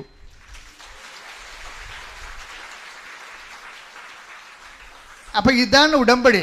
പക്ഷേ ഉടമ്പടിയിലെന്ന് പറയണത്, ഞാൻ എന്തുകൊണ്ടാണ് നിങ്ങളോട് ഇങ്ങനെ പറയണത്, ശാസിച്ചൊക്കെ സംസാരിക്കണമെന്ന് വെച്ച് കഴിഞ്ഞാൽ നിങ്ങളോട് വഴക്കുണ്ടാവുള്ളതല്ല, നിങ്ങളെ ഈ അലംഭാവവും ആലസ്യവും മാറ്റിയിട്ട് വൃത്തിയും മെനയുമായിട്ട് കുറച്ച് സീരിയസ് ആയിട്ട് ഉടമ്പടിയിലോട്ട് വരണം. അതിനാണ് ഞാൻ വഴക്കുണ്ടാക്കുന്നത്. അല്ല വേറെ പ്രശ്നങ്ങളൊന്നുമില്ല. അച്ഛൻ്റെ സ്വഭാവം ഇതാണെന്ന് നിങ്ങൾ പറഞ്ഞ കാര്യമില്ല. കാര്യം എൻ്റെ സ്വഭാവം ഇതല്ലേ, ഞാൻ വളരെ സൗമ്യയോട് സംസാരിക്കുന്ന ആളാണ്. പക്ഷേ എൻ്റെ പ്രോബ്ലം എന്ന് വെച്ച് കഴിഞ്ഞാൽ, നിങ്ങൾ ഉഴപ്പായിട്ട് പലപ്പോഴും തോന്നിയിട്ടുണ്ട് പലരും. അവരൊരു സൈഡ് ആരെങ്കിലും പറഞ്ഞപ്പോൾ കേട്ട്, എന്നാൽ ഇപ്പം അവർക്ക് ഞങ്ങളുടെ കിഴക്കേ വീട്ടിൽ കിട്ടിയ അനുഗ്രഹം, പടിഞ്ഞാറേ വീട്ടിൽ കിട്ടിയ അനുഗ്രഹം, ഇനിയിപ്പോൾ നമ്മൾ മാത്രം, ഇനിയിപ്പോൾ നമുക്കായിട്ട് കുറയേണ്ട കാര്യം, നമുക്കും പോയി എന്നാൽ നീയും ഉടമ്പടി എടുക്കണമെന്ന് പറയും. ഈ ഉടമ്പടി തുടങ്ങിയ കാലം 2015. 2016 ഒരു ചെടുത്തി വന്നായിരുന്നു ഇവിടെ. ഒരു മോള് പൂങ്കാവിൽ പോകാൻ പോണ വഴിക്കാണ് ഇവിടെ വന്ന്. അപ്പോൾ ഇവിടെ വന്നിട്ട് കലവൂർ ഇറങ്ങി 1 കിലോ ചെമ്മീൻ മേടിച്ചു, ചന്തേന്ന് ചെമ്മീനും മേടിച്ച് ഇവിടെ വന്ന് നിൽക്കുക. അപ്പോൾ എന്നിട്ട് ഇവിടെ വന്ന് ഉടമ്പടി എടുത്ത്. അപ്പോൾ പറഞ്ഞേ, എൻ്റെ കൊച്ചെ ഒന്ന് വെറുതെ വേഗം വിടണുണ്ടാക്കി, ചെമ്മീൻ ചീഞ്ഞു പോകുന്നു. എന്ത് പറയാനാണ്, അങ്ങനെയുള്ള ആൾക്കാർ ഉടമ്പടി എടുത്തിട്ടുണ്ട് പണ്ട്. പക്ഷെ അന്ന് കൗൺസിലേഴ്സ് ഒക്കെ കൃത്യമായിട്ട് അവരെ പറഞ്ഞ് കൃത്യമായിട്ട് മനസ്സിലാക്കി അവരെ കറക്റ്റ് ചെയ്താണ് വിട്ടിട്ടുണ്ടത്.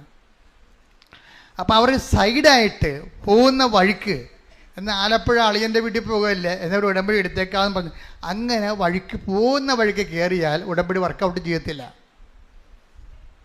അതുകൊണ്ടാണ് നമ്മളിവിടെ അച്ഛന്മാർക്കെല്ലാം നിർദ്ദേശം കൊടുത്തിട്ടുണ്ട്, വന്ന ആൾക്കാരെ പ്രാർത്ഥിക്കാൻ നിൽക്കരുതെന്ന് പറഞ്ഞിട്ടുണ്ട്.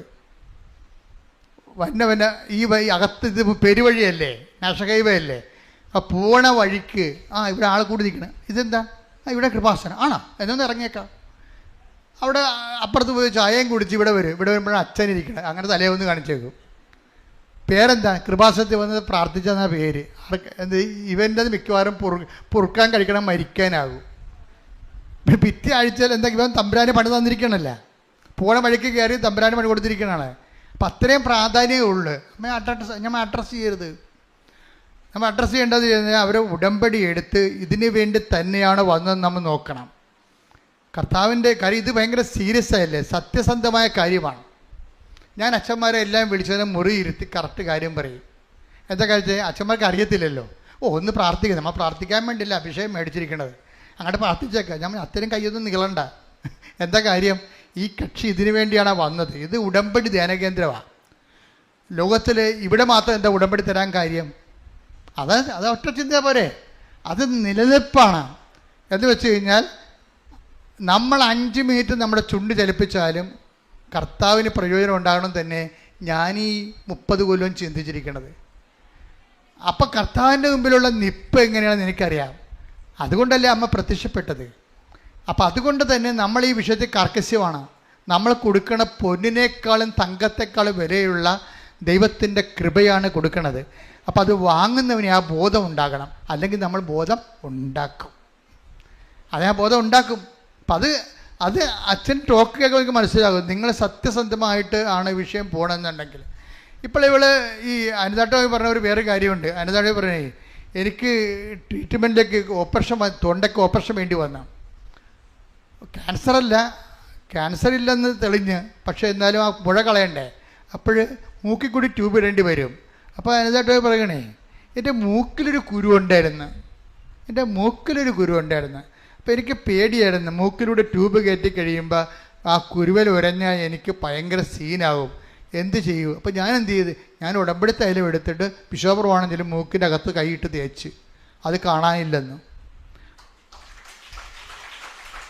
അതെന്ന് വെച്ചാൽ നമ്മൾ സത്യസന്ധമായിട്ടാണ് വിഷയം കൈകാര്യം ചെയ്യണമെന്നുണ്ടെങ്കിൽ നമ്മളെക്കാൾ സത്യസന്ധമായിരിക്കും ദൈവം. ദൈവം സത്തയിൽ തന്നെ സത്യസന്ധനാണ്. ഞാൻ ഉദ്ദേശിക്കുന്നത് ആ സത്യാവസ്ഥ നിങ്ങളും കൂടി സത്യമായി കഴിഞ്ഞാൽ പിന്നെ നമുക്ക് തിരിഞ്ഞു നോക്കേണ്ടി വരത്തില്ല. ദൈവം സത്യത്തിൽ തന്നെ സത്യസന്ധനാണ്, വിശ്വസ്തനാണ്. നമ്മളാണ് ഇനി പ്രശ്നം. നമ്മൾ കൂടി ഒന്ന് ഓക്കെ ആയി കഴിഞ്ഞാൽ പിന്നെ എത്ര പെട്ടെന്നാണെന്നറിയാം സ്പീഡപ്പാകണത്. സാക്ഷ്യങ്ങൾ പ്രാർത്ഥിക്കുക. കർത്താവായ ദൈവമേ, അങ്ങ് ഈ സത്തയിൽ തന്നെ സത്യസന്ധനാണ്. അങ്ങയുടെ നാമത്തിലെ സുവിശേഷം ജീവിക്കുമ്പോഴേ എനിക്കും സത്യസന്ധത പാലിച്ചുകൊണ്ട് ഉടമ്പടിയിൽ ജീവിക്കുവാൻ എന്നെ സഹായിക്കണമേ. ശ്രദ്ധിക്കട്ടെ.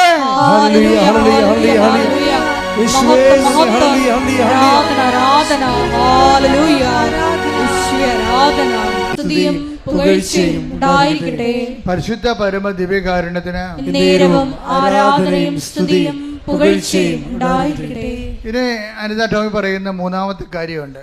ആ കാര്യം എന്ന് പറയണതേ ഉടമ്പടി എൻ്റെ ജീവിതത്തിന് എനിക്ക് തന്നത്, ഉടമ്പടി ഞങ്ങളുടെ ആധ്യാത്മിക ജീവിതം ബലപ്പെടുത്തി.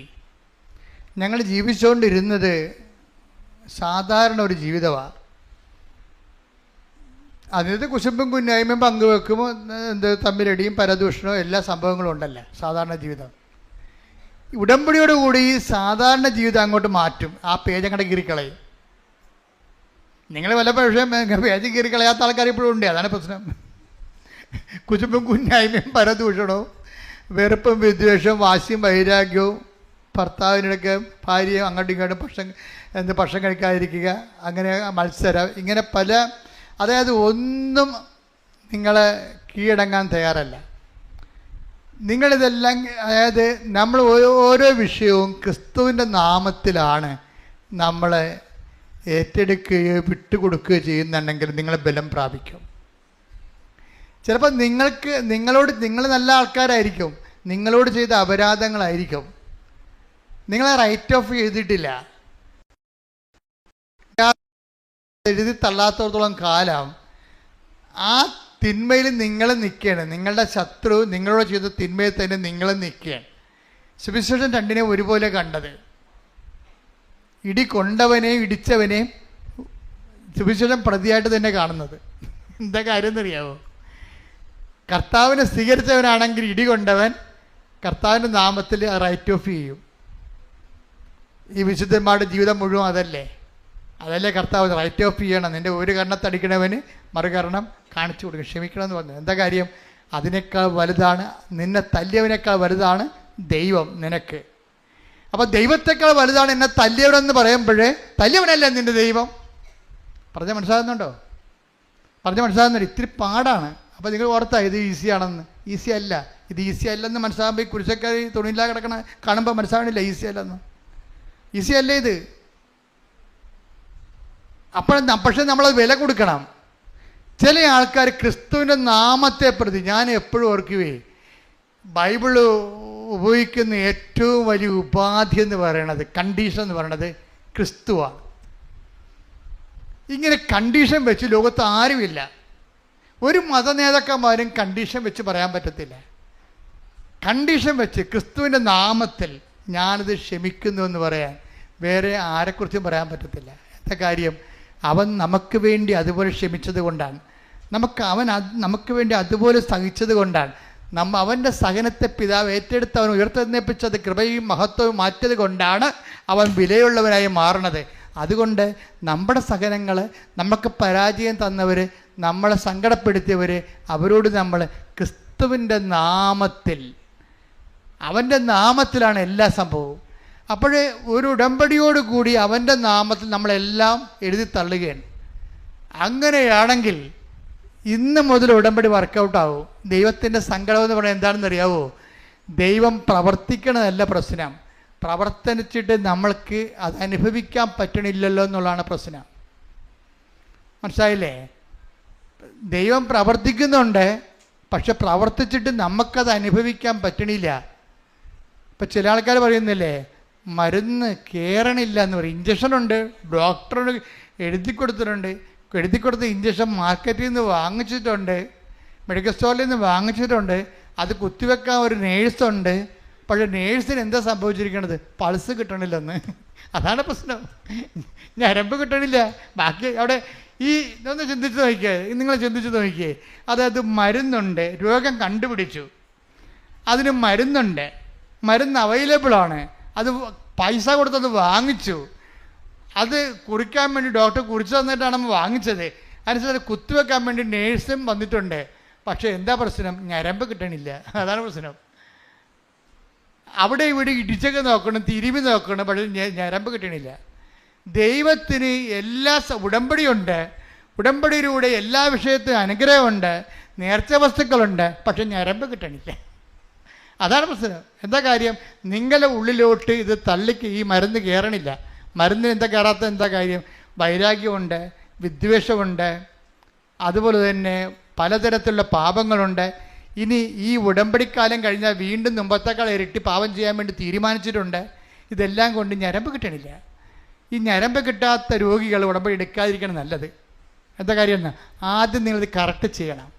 കാര്യം ഉടമ്പടി ഇന്ന് വരെ ഉള്ളതിൽ ഏറ്റവും ഉന്നതമായ മനുഷ്യരക്ഷാ പ്രവർത്തനത്തിൻ്റെ ദൈവിക നടപടിക്രമമാണത്. അപ്പം അതുകൊണ്ട് തന്നെ നിങ്ങൾ ക്രിസ്തുവിൻ്റെ നാമത്തെ പ്രതി ചില കാര്യങ്ങൾ ക്ഷമിച്ച് കളയണം, അല്ലെങ്കിൽ ഞരമ്പ് കിട്ടത്തില്ല. ക്രിസ്തുവിൻ്റെ നാമത്തെ പ്രതി നിങ്ങളോട് തന്നെയാണ് അപരാധം കാണിച്ചത്, ഒരു സംശയമില്ല. നിങ്ങളോട് തന്നെ അപരാധം കാണിച്ചത്, ഒരു സംശയമില്ല. അത് കണ്ടവരും വന്നവരും പോയവരും നിന്നവരും എല്ലാം നിങ്ങളോട് ചവിട്ടിക്കുട്ടിയാണ് പോയിരിക്കുന്നത്, ഒരു സംശയമില്ല. എല്ലാവരെയും മുമ്പിൽ കൊണ്ടുവന്നിട്ട് ഈ ഒരാളിൻ്റെ പേരിൽ, ഈ പാപത്തിന് വേണ്ടി പരിഹാരം ചെയ്തവൻ്റെ പേരിൽ, അവൻ്റെ പീഡാനുഭവം കൊണ്ട് കൂട്ടിവെച്ചുകൊണ്ട് ഞാൻ യേശു ക്രിസ്തു നേടാൻ വേണ്ടി എല്ലാം കുപ്പയായിട്ട് കരുതണമെന്ന് പറയാൻ നിർത്തിയായാൽ അപ്പോൾ ഉടമ്പടിയുടെ കൃപ കയറാൻ തുടങ്ങും, മരുന്ന് കയറാൻ തുടങ്ങും. യേശു ക്രിസ്തുവിനെ പ്രതി ഞാനെല്ലാം കുപ്പയായി കിടന്നു. Take the word of God. സ്തുതിക്കട്ടെ. Hallelujah hallelujah hallelujah hallelujah. യേശുവേ നന്ദി. Hallelujah hallelujah hallelujah. ഫിലിപ്പി 3:8. ഫിലിപ്പി 3:8. എന്റെ കർത്താവായ യേശുക്രിസ്തുവിനെ പറ്റിയുള്ള ജ്ഞാനം കൂടുതൽ വിലയുള്ളതാകയാൽ സർവവും നഷ്ടമായി തന്നെ ഞാൻ പരിഗണിക്കുന്നു. അവനെ പ്രതി ഞാൻ സകലവും നഷ്ടപ്പെടുത്തുകയും ഉച്ഛിഷ്ടം പോലെ കരുതുകയുമാണ്. അപ്പൊ നീ പകരം ചെയ്യാനിരിക്കുന്ന ആള്, പ്രതികാരം ചെയ്യാനിരിക്കുന്ന ആള് നിന്നോട് അങ്ങനെ ചെയ്തില്ലേ, എന്നെ ഇങ്ങനെ ചെയ്തില്ലേ, എൻ്റെ കുടുംബം തുലച്ചില്ലേ, എൻ്റെ കല്യാണം മുടക്കിയില്ലേ, എനിക്ക് എൻ്റെ കുഞ്ഞുങ്ങളുടെ ഭാവി തുലച്ചില്ലേ, ഇങ്ങനെ ഇല്ലേ എന്ന് ചോദിക്കുന്ന ഓരോ വ്യക്തിയെപ്പോഴും ഈ നോൻപ് കാലത്ത് ക്രിസ്തുവിൻ്റെ നാമത്തിൽ ഉച്ഛിഷ്ടം പോലെ വേസ്റ്റായിട്ട് കരുതണമെന്നാണ്. കാര്യം എന്നറിയാവോ? കർത്താവ് എന്താ പറയണത്? ഇനി നീ അവൻ്റെ പേര് എന്നെ സ്വീകരിക്കാൻ വേണ്ടി അവനോടുള്ള വൈരാഗ്യവും വിദ്വേഷവും വക്രതയും വഞ്ചനയും എല്ലാം സൂക്ഷിച്ചു കഴിഞ്ഞാൽ നീയും വേസ്റ്റാകും, അവനും വേസ്റ്റാകും. അതുകൊണ്ട് നീ എന്ത് ചെയ്യണം? എന്നെ പ്രതി അതെല്ലാം വേസ്റ്റായിട്ട് കരുതണം. വേസ്റ്റ് എന്ത് ചെയ്യും? കൊണ്ടേ കളയും, അല്ലെങ്കിൽ കത്തിച്ച് കളയും, അല്ലേ? വേസ്റ്റ് നമ്മൾ എന്താ ചെയ്യണത്? അപ്പം ക്രിസ്തുവിനെ പ്രതി നിങ്ങൾ കരുതി വച്ചിരിക്കുന്നത്, നിങ്ങളെ സങ്കടപ്പെടുന്ന വ്യക്തികളെ പൂർണ്ണമായിട്ട് നിങ്ങൾ എടുത്ത് കളയണം, വേണ്ടെന്ന് വെക്കണം. എന്നിട്ട് ക്രിസ്തുവിനെ നേടാൻ വേണ്ടിയാണ്, ക്രിസ്തുവിനെ നേടാൻ വേണ്ടിയാണ്. അപ്പം ക്രിസ്തുവിനെ നേടാൻ വേണ്ടി നിൻ്റെ വൈരാഗ്യം, ശത്രുത, വിദ്വേഷം, പിന്നെ നിങ്ങളെ സുഖിപ്പിക്കുന്ന മദ്യപാനമോ അല്ലെങ്കിൽ വേറെ എന്തെങ്കിലും മയക്കുമരുന്നോ അല്ലെങ്കിൽ വേറെ തരത്തിലുള്ള എന്തെങ്കിലും തരത്തിലുള്ള ദൈവത്തിന് നിരക്കാത്ത ലൈംഗിക ബന്ധങ്ങളോ എന്തായാലും ശരി, അതെല്ലാം വേസ്റ്റായിട്ട് കരുതാൻ വേണ്ടിയാണ് നമ്മൾ കരിക്കുരിശിട്ടിരിക്കണം നെറ്റിക്ക്. വേസ്റ്റായിട്ട് കരുതിക്കൊള്ളാമെന്നും പറഞ്ഞുകൊണ്ടാണ്. കാര്യം അതെല്ലാം പൊടിയാണ്, അവസാനം പൊടിയായിട്ട് മാറുക മാത്രമേ ഉള്ളൂ എന്ന്. അങ്ങനെ ഒരു തീരുമാനം എടുത്താൽ ഇന്നു മുതൽ ഉടമ്പടി ബേണാകാൻ തുടങ്ങാം, ഫയറാകാൻ തുടങ്ങും. പ്രാർത്ഥിക്കുക.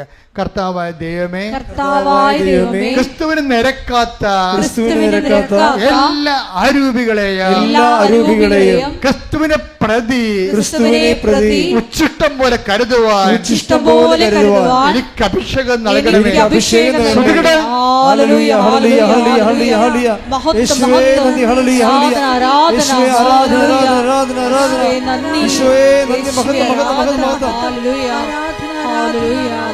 പരിശുദ്ധ പരമ ദിവ്യകാരുണ്യത്തിന് ആരാധനയും സ്തുതിയും പുകഴ്ചയും ഉണ്ടായിരിക്കട്ടെ. ഇപ്പൊ നിങ്ങൾ അനിത ടോമിയുടെ ചരിത്രം കേട്ടപ്പോൾ നമുക്ക് മനസ്സിലായില്ലേ? അനിത ടോമിയെ ഇറീന എന്ന് പറയുന്ന ഒരു പ്രേക്ഷിതയാണ് കൃപയിലേക്ക് കൊണ്ടുവരണത്.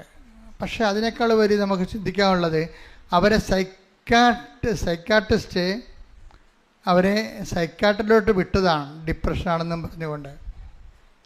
അവർ ക്യാൻസർ പേഷ്യൻ്റാണ്.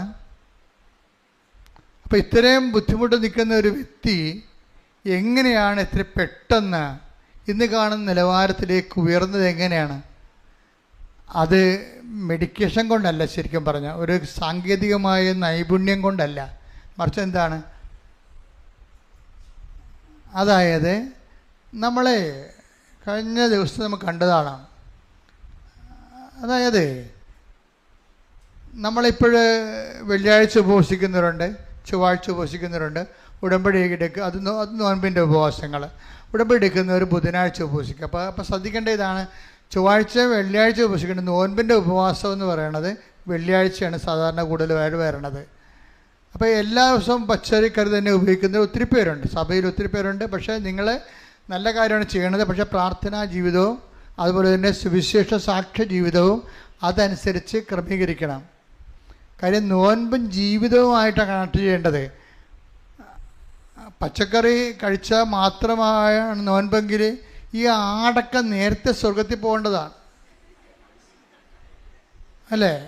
അപ്പം അതൊക്കെ നമ്മളെപ്പോഴും ഓർക്കേണ്ട ഇതാണ്, ജീവിതത്തെ ബന്ധിക്കാതെ അഭ്യാസങ്ങളും ആചാരങ്ങളും കാണിച്ചാൽ വല്ല ഫലങ്ങളൊന്നും കാണത്തില്ല. അപ്പം അതുകൊണ്ട് ജീവിതബന്ധിയായിട്ട് വേണം ഈ വിഷയം എടുക്കാൻ. നോൻപ് കാലത്ത് നമ്മൾ ഗുരുതരമായ രീതിയിൽ യുദ്ധകാല അടിസ്ഥാനത്തിൽ ദൈവത്തിലേക്ക് തിരിയുകയാണ്. അതുകൊണ്ട് വചന വായനയും ഭയങ്കര സ്നേഹത്തോടെ വേണം വചനം വായിക്കാൻ. നിങ്ങൾ വചനം വായിക്കണ പലരും സാങ്കേതികമായിട്ടാണ് വായിക്കണത്. ഇപ്പം ഞാനൊക്കെ വായിക്കുമ്പോൾ കണ്ണ് നിറയും. അത് ഇന്ന സമയമൊന്നുമില്ല, സമയം പരിശുദ്ധാത്മാവ് തോന്നിക്കണ എല്ലാ സമയത്തും ഞാൻ വചനം വായിക്കുമ്പോൾ തന്നെ കയ്യിലെടുക്കുമ്പോൾ തന്നെ നമുക്കൊരു വൈബ്രേഷൻ ഉണ്ടാകും. വചനം എന്നുകൊണ്ട് അത്ര അനോയിൻറ്റിൽ എഴുതിയിരിക്കുന്ന സംഭവമാണ്. നിങ്ങളെ സാധാരണ പുസ്തകം എടുക്കണ പോലെ ബൈബിൾ എടുക്കുമ്പോഴാണ് ഈ കുഴപ്പമുണ്ടാകുന്നത്. എന്നിട്ട് ചരിത്രം വായിക്കുന്ന പോലെ വായിക്കും. അതല്ല സംഭവം. ഈ വചനം തന്നെ ആദ്യം വചനമുണ്ടായിരുന്നു, വചനം ദൈവത്തോടെയായിരുന്നു, വചനം ദൈവമായിരുന്നു. അപ്പം ദൈവത്തെ നമ്മൾ കയ്യിലെടുക്കുകയാണ് അക്ഷരരൂപത്തിൽ. അത് വായിച്ച് ശബ്ദം കൊടുക്കുമ്പോൾ ദൈവം നമ്മോട് സംസാരിക്കുകയാണ് എന്നുള്ള ബോധ്യത്തിൽ നമ്മൾ കൃത്യമായിട്ടാണ് വചനം വായിക്കണമെങ്കിൽ നിങ്ങൾ വചനം എടുക്കുമ്പോൾ തന്നെ വായിക്കരുത്. വചനം വായിക്കരുത്. ഉടമ്പടിയിൽ അരമണിക്കൂർ വചനമാനയില്ലേ, അരമണിക്കൂർ വചനം അപ്പം തന്നെ എടുക്കുമ്പോൾ തന്നെ വചനം വായിക്കരുത്. എടുത്തിട്ട് 5 മിനിറ്റ് അല്ലെങ്കിൽ 2 മിനിറ്റ് വെറുതെ ഇരിക്കണം, മൗനമായിട്ടിരിക്കണം. എന്താണ്? കർത്താവ് എന്നോട് സംസാരിക്കാൻ പോവുകയാണെന്നുള്ള ഒരു ഒരുക്കം, മാനസിക ഒരുക്കം ഉണ്ടാകണം. കർത്താവ് എന്നോട് ഇപ്പോൾ സംസാരിക്കും. എന്നിട്ട് വേണം നിങ്ങൾ ഇത് വായിക്കാൻ. വായിച്ചു വരുമ്പോൾ ഒരു 2 സെൻറ്റൻസൊക്കെ വായിച്ചിട്ട് ഒരു സ്വർഗസ്ഥനായ പിതാവ് ചെല്ലണം, ഒരു നന്മ നിറഞ്ഞവരെയും ചെല്ലണം. അപ്പോൾ നമുക്ക് മധ്യസ്ഥ പ്രാർത്ഥന കിട്ടും. എന്നിട്ട് പിന്നെയും വായിക്കണം. പിന്നെ ഒരു സ്വർഗസ്ഥനായി ചെല്ലണം, ഒരു നന്മ നിറഞ്ഞു പറയുകയും ചെയ്യണം. കാരണം ഈ സ്വർഗസ്ഥനായ പിതാവ് നന്മ നിറഞ്ഞു പറയുക എന്ന് വെച്ചാൽ ഇട്ടിവിട്ട പ്രാർത്ഥനയാണ്, മുഴുവൻ വചനമാണ്. അതിലൊന്നും ഒന്നും തിരിയാനൊന്നുമില്ല. നിങ്ങളെ കസ്തർക്കം വസ്ത്രം കയ്യിൽ നിന്നൊക്കെ ഇട്ട് സ്വയം പ്രേരിത പ്രാർത്ഥന ചെല്ലുമ്പോൾ മുഴുവൻ നിങ്ങളുടെ പ്രാർത്ഥനയല്ലേ, അതിൻ്റെ അകത്ത് ദൈവവചനം ഇരിക്കണേ. പക്ഷേ നന്മ നിറഞ്ഞ മറിയത്തിൽ മുഴുവൻ ദൈവവചനമാണ്, സ്വർഗസ്ഥനായ പിതാവ് മുഴുവനും ദൈവവചനമാണ്. അപ്പോൾ ഇത് നമ്മൾ വചനമായിരിക്കുമ്പോൾ ദൈവവചനം തന്നെ പ്രാർത്ഥനയുടെ ഭാഗമാക്കാൻ നോക്കണം. അപ്പം അത് ദൈവവചനം വായിച്ചു കഴിയുമ്പോൾ പിന്നെ കർത്താവ് തോന്നും സംഭവം നമ്മൾ സീരിയസ് ആണെന്ന് തോന്നിക്കഴിഞ്ഞാൽ കർത്താവ് നമ്മളെ ഇൻട്രാക്ട് ചെയ്യാൻ നോക്കും. നമ്മളുമായിട്ട് നമ്മുടെ ജീവിതമായിട്ട് പോകുന്ന കാര്യങ്ങൾ കർത്താവ് സംസാരിക്കും വചനത്തിലൂടെ. കോടിക്കണക്കിന് മനുഷ്യരോടാണ് കർത്താവ് ഓരോ നിമിഷവും സംസാരിക്കണത്. അവരൊക്കെ ഇടിച്ചു പൊളിച്ച് ജീവിക്കണത് ഈ പുസ്തകം കയ്യിലുള്ളത് കൊണ്ടാണ്. അപ്പോൾ അതുകൊണ്ട് ഉടമ്പടി എന്ന് പറയണത് പ്രത്യേകിച്ച് നോൻപ് കാലം കൂടി ആകുമ്പോൾ ഇനി വചനം വായിക്കുകയും പ്രാർത്ഥിക്കുകയും. ചിലരിങ്ങനെ ഒറ്റടിക്കും കൂടെ വായിച്ചു പോകും. ഒറ്റടിക്ക് വായിക്കണതിന് കുഴപ്പമില്ല, പക്ഷേ അഭിഷേകം ഉണ്ടെന്ന് ഉറപ്പ് വരുത്തണം. വചനം വായിക്കാൻ തുടങ്ങുമ്പോൾ തന്നെ നമ്മുടെ മനസ്സൊക്കെ ഇങ്ങനെ സന്തോഷം കൊണ്ട് ഇങ്ങനെ നിറയും, രൂപങ്ങളൊക്കെ ഇങ്ങനെ എഴുന്നു നിൽക്കും, കണ്ണൊക്കെ ഇങ്ങനെ നിറഞ്ഞു വരും, ദൈവസ്നേഹം ഇങ്ങനെ എടുത്ത് തുളുമ്പും. അങ്ങനെ ഒരു ടീച്ചറാണെങ്കിൽ കണ്ടിന്യൂ ആയിട്ട് വായിക്കാൻ പറ്റും, അത് തീരണ വരെ വായിക്കാൻ പറ്റും. അങ്ങനെ ഇല്ലെന്നുണ്ടെങ്കിൽ 2 മിനിറ്റ് വായിക്കുക, ഒരു സ്വർഗസ്ഥനായ പിതാവേ ചെല്ലുക, ഒരു നന്മ നിറഞ്ഞു ചെല്ലുക, പിന്നെയും 2 മിനിറ്റ് വായിക്കുക. അങ്ങനെ വായിച്ച് പോകുമ്പോൾ എപ്പോഴാണ് നമുക്ക് നിർത്താൻ തോന്നുന്നത് അപ്പം നിർത്തിയിട്ട് പോവുക. അല്ലെങ്കിൽ അരമണിക്കൂർ വായിക്കണമെന്നുണ്ട്, ഭാഷ നോക്കി സമയം വായിച്ച്, ആവാസം നോക്കി സമയം വായിച്ച്, അങ്ങനെ ദൈവത്തിന് കൈയും കാലും കടിച്ച് ഭീഷണിപ്പെടുത്തരുത്. അതല്ല, അതൊരു വായിക്കുന്ന ഒരു സമയത്ത് 5 മിനിറ്റ് വായിച്ച് ശ്രദ്ധയോടെ വായിച്ച് സ്നേഹത്തോടെ വായിച്ചു ഓവർ. പിന്നെ നമുക്ക് സമയം കിട്ടുമ്പോൾ ഒന്നും പോയി വായിക്കണം. നിങ്ങൾക്ക് അനോയിൻറ്റിങ് ഫീൽ ഉണ്ടെങ്കിൽ മാത്രമേ കണ്ടിന്യൂ ചെയ്യാവൂ, അല്ലെങ്കിൽ നിങ്ങൾ സാങ്കേതിക വായനക്കാരായി പോകും. നിങ്ങൾക്ക് ഫീൽ ചെയ്യുന്നുണ്ടോ, ഓക്കെ ഞാൻ കർത്താവിൻ്റെ കൂടെയാണ്, കർത്താവ് എന്നോട് സംസാരിക്കുന്നുണ്ട്, ഞാൻ കർത്താവിനെ കേട്ടുകൊണ്ടിരിക്കുകയാണ് എന്നൊക്കെ തോന്നുകയാണെങ്കിൽ you can continue the reading. അല്ലെങ്കിൽ നിങ്ങളത് സ്റ്റോപ്പ് ചെയ്തിട്ട് നിങ്ങളുടെ ജോലിക്ക് പോവുക, എന്നിട്ട് ബാക്കിയുള്ളത് പിന്നെ ഒന്ന് ചെയ്യുക, അങ്ങനെ ചെയ്യുക. പക്ഷേ എന്നാൽ ഈ വചനത്തോട് ടച്ച് ചെയ്ത് നിൽക്കണം. ഇതെന്ത് സംഭവം എന്നറിയാമോ? നമ്മളിങ്ങനെ ദൈവത്തിൻ്റെ, ഞാൻ പറഞ്ഞ മനസ്സിലാകുന്നുണ്ടല്ലോ അല്ലേ, ഇങ്ങനെ നമ്മൾ ദൈവത്തിൻ്റെ കൂടെയാണെന്ന് ദൈവത്തിന് തോന്നുകയാണ് ഏറ്റവും പ്രധാനപ്പെട്ട കാര്യം. അങ്ങനെ തോന്നിക്കഴിഞ്ഞാലുണ്ടല്ലോ എൻ്റെ മക്കൾ, നിങ്ങളിപ്പോൾ ചിന്തിക്കണത് എന്താണെന്നറിയാമോ? പിന്നെ അച്ഛനിങ്ങനെ പറഞ്ഞു, അച്ഛന് സമയമുണ്ട്, അച്ഛൻ വചനം വായിച്ചാൽ മതി, വീട്ടിൽ എന്തെല്ലാം പ്രശ്നം, മരുമകൾ തന്നെ പ്രശ്നമാണ് അവൾ. പിന്നെ ഉണ്ട് ഇപ്പോൾ അവൾ ബാംഗ്ലൂരിൽ പോയി ആരാണ്ടനെ ലൈൻ അടിച്ചെന്ന് കേട്ട്, ഇനി അതിൻ്റെ പ്രശ്നമാണ്. ഇങ്ങനെ 100,000 അതായത് ബാങ്കിൽ പഠിക്കാൻ വിട്ട മോളെ അവൾ ലാൽ ബാഗിൽ പോയി എന്താ നമ്പർ കാണിച്ചതെന്നേ പറയണത്. അതെല്ലാം മെസ്സേജ് വന്നിട്ടുണ്ട്, അമ്മ ഇതുകൊണ്ട് വിഷമിച്ചിരിക്കുകയാണ്. അപ്പോഴാണ് അപ്പം കുടിച്ചുകൊണ്ട് വരുന്നത്. ഇങ്ങനെ 100,000 സ്ഥലത്താണ് നമ്മ നിൽക്കണത്. അച്ഛനിങ്ങനെ വായിക്കാൻ പറഞ്ഞാൽ എങ്ങനെ വായിക്കാനാണ്, മുഴുവൻ പിശാചാണോ എന്നതെന്ന് പറയും. ഇതൊക്കെ ഞാൻ സമ്മതിച്ചു. പക്ഷേ നിങ്ങൾ ദൈവത്തിൻ്റെ കൂടെയാണെന്ന് ആദ്യത്തെ തന്ത്രം എന്ന് പറയണത് എന്നുവെച്ചാൽ നടപടി, നിങ്ങൾ ദൈവത്തിൻ്റെ കൂടെയാണെന്ന് ദൈവത്തെ ഒന്ന് ബോധ്യപ്പെടുത്തുന്നതാണ് ആദ്യ നടപടി. ഇപ്പം ഞാൻ അനിത ടോമിയുടെ കാര്യം പറഞ്ഞില്ലേ, അനിത ടോമി കുറച്ച് കഴിഞ്ഞപ്പോൾ കർത്താവിൻ്റെ കൂടെ മാത്രമായി.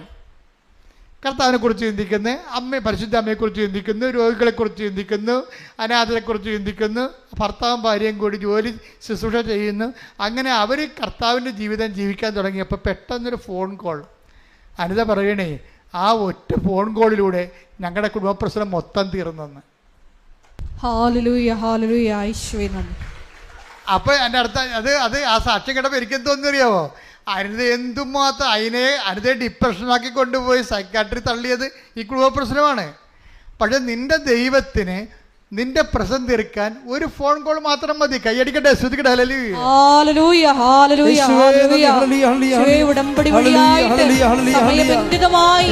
ഞങ്ങളോട് കരുണ കാണിക്കുന്ന അവിടുത്തെ സ്നേഹത്തിന് നന്ദി പറയുന്നു. പരിശുദ്ധ പരമദിവ്യകാരുണ്യത്തിന്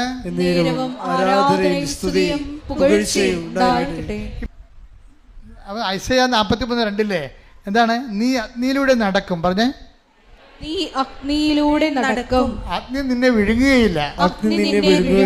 ആ ദൈവം പറയണതാണ്, വിഴുങ്ങണ്ടെന്ന് പറയണതാ. വിഴുങ്ങണ്ടെന്ന് പറയും. നമ്മൾ പ്രശ്നങ്ങളെ നമ്മളെ വിഴുങ്ങി. ഇപ്പം യോനാനെ ശിവങ്കലം വിഴുങ്ങിയില്ലേ? എന്നിട്ട് അത് ദഹിച്ചില്ലല്ല. യോനാനെ തിമിംഗലം വിഴുങ്ങി. കഴിഞ്ഞ സെപ്റ്റംബർ മാസത്തിൽ ഞാൻ താമസിച്ചത് ഇസ്രയേലിൽ ധ്യാനിപ്പിക്കാൻ പോയപ്പോൾ താമസിച്ചത് ഈ കടലിൻ്റെ അരികിലാണ്. ഒരു മല മുകളിൽ ഒരു കുന്നിൻ്റെ മുകളിൽ കടലിൻ്റെ മുകളിൽ ഒരു കുന്ന്, കടലിൻ്റെ അരികിൽ. അപ്പോൾ അവിടെ ഒരു ജോപ്പ നഗരത്തിലാണ് താമസിച്ചത്. അപ്പോൾ അവിടെ നിന്നിട്ട് അവിടുത്തെ അച്ഛൻ പറഞ്ഞ്, ദേ ആ കാണുന്ന തീരമില്ല, ജനലക്കിടന്ന് ജനലും താഴെയിട്ട് കടലിൻ്റെ അരികിലേക്ക് അത് നോക്കുമ്പോൾ അവിടെയാണ് ജോന കൊണ്ടുവന്ന് തിമിംഗലം കൊണ്ടുവന്ന് ജോനാനെ കഴുക്കിയിട്ടിരിക്കുന്ന സ്ഥലമാണെന്ന് പറഞ്ഞു എന്നോട്. അപ്പോൾ ഞാൻ കുറേ നേരം നോക്കി, പിറ്റേ ദിവസവും നോക്കി, ഇങ്ങോട്ട് പോരണ വരെ നോക്കിക്കൊണ്ട് നിന്ന്. എന്നുവെച്ചാൽ അത്രയ്ക്ക് ഭയങ്കര സുന്ദരമാണ്. നമ്മൾ കർത്താവ് വലിയ വലിയ കാര്യങ്ങൾ ചെയ്ത സ്ഥലത്ത് പോണതേ വലിയൊരു ഭാഗ്യമാണ് ശരിക്കും. അപ്പോൾ അവിടെ ചെന്നപ്പോൾ ഇപ്പം ഞാനെപ്പോഴും ഓർക്കുകയെ, ഈ തിമിംഗലം വിഴുങ്ങിയത് സത്യമാണ്, പക്ഷേ ദഹിക്കാൻ കർത്താവ് അനുവദിച്ചില്ല. അതാണ് വിഷയം.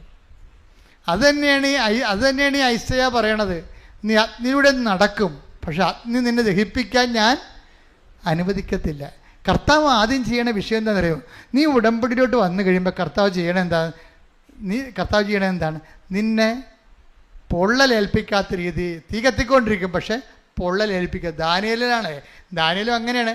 ദാനിയേലിനെ കൊണ്ട് ഈ സിംഹക്കുഴിയിലൊക്കെ ഇട്ടതല്ലേ. അതുപോലെ തന്നെ ബെൽത്താസർ രാജാവിന്, അതുപോലെ തന്നെ ഇവരെ കൊണ്ടുപോയി തീക്കുണ്ടത്തിലിട്ടതല്ലേ. ആ സമയത്തൊക്കെ തീ കത്തും പക്ഷെ പൊള്ളലേക്കത്തില്ല. ദൈവം എപ്പോഴും ചെയ്യേണ്ടത് മഹാസംഭവങ്ങളാണ്. ഇപ്പോൾ ഈ അനിത ടോമിയുടെ കാര്യം തന്നെ എടുത്ത് 2 മുഴ കാണും, ആ മുഴക്ക് ക്യാൻസർ ഇല്ല. കാണാത്തൊരു മുഴയുണ്ട്, അതിൻ്റെ അടിയിലാണത്, കാണാൻ പറ്റില്ല, അതിന് ക്യാൻസറുണ്ട്.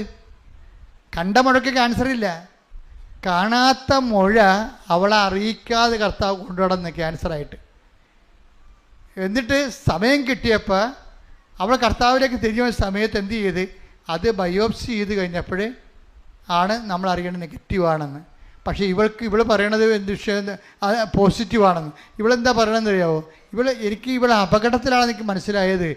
ഇങ്ങനെ ഇത് FNAC ചെയ്തപ്പോഴേ ഇത് പോസിറ്റീവാണ്, ക്യാൻസർ ഉണ്ടെന്ന് പറഞ്ഞപ്പോഴേ ഇത് FNACക്ക് ടെസ്റ്റ് കൊടുത്ത് വിട്ടില്ലേ. അപ്പോൾ എല്ലാവരും വന്നിട്ട് FNAC ടെസ്റ്റ് കഴിഞ്ഞാൽ എന്നെ കണ്ടിട്ട് പറയും, അച്ഛാ FNACക്ക് പോയിട്ടുണ്ട്, ബയോപ്സിക്ക് പോയിട്ടുണ്ട്, അച്ഛാ പ്രാർത്ഥിക്കണമെന്നൊക്കെ പറഞ്ഞിട്ട് കരയും. ഇവർക്ക് ഈ കരച്ചിൽ പോലും വരണില്ല. എന്താ കാരണം എന്നറിയാവോ? ഇവൾ മടുത്തു, ചാകട്ടെന്ന രീതിയിലാക്കിപ്പോയി. പിടിവിട്ടേ, ആളിൻ്റെ ജീവിതം പിടിവിട്ട് പോയി. പ്രാർത്ഥിക്കാൻ പോലും തോന്നത്തില്ല. ഇപ്പം നമ്മളെ കൈയും കാര്യം മുങ്ങിപ്പോണ ആൾ കൈയും കാര്യമായിട്ട് അടിക്കണ്ടേ?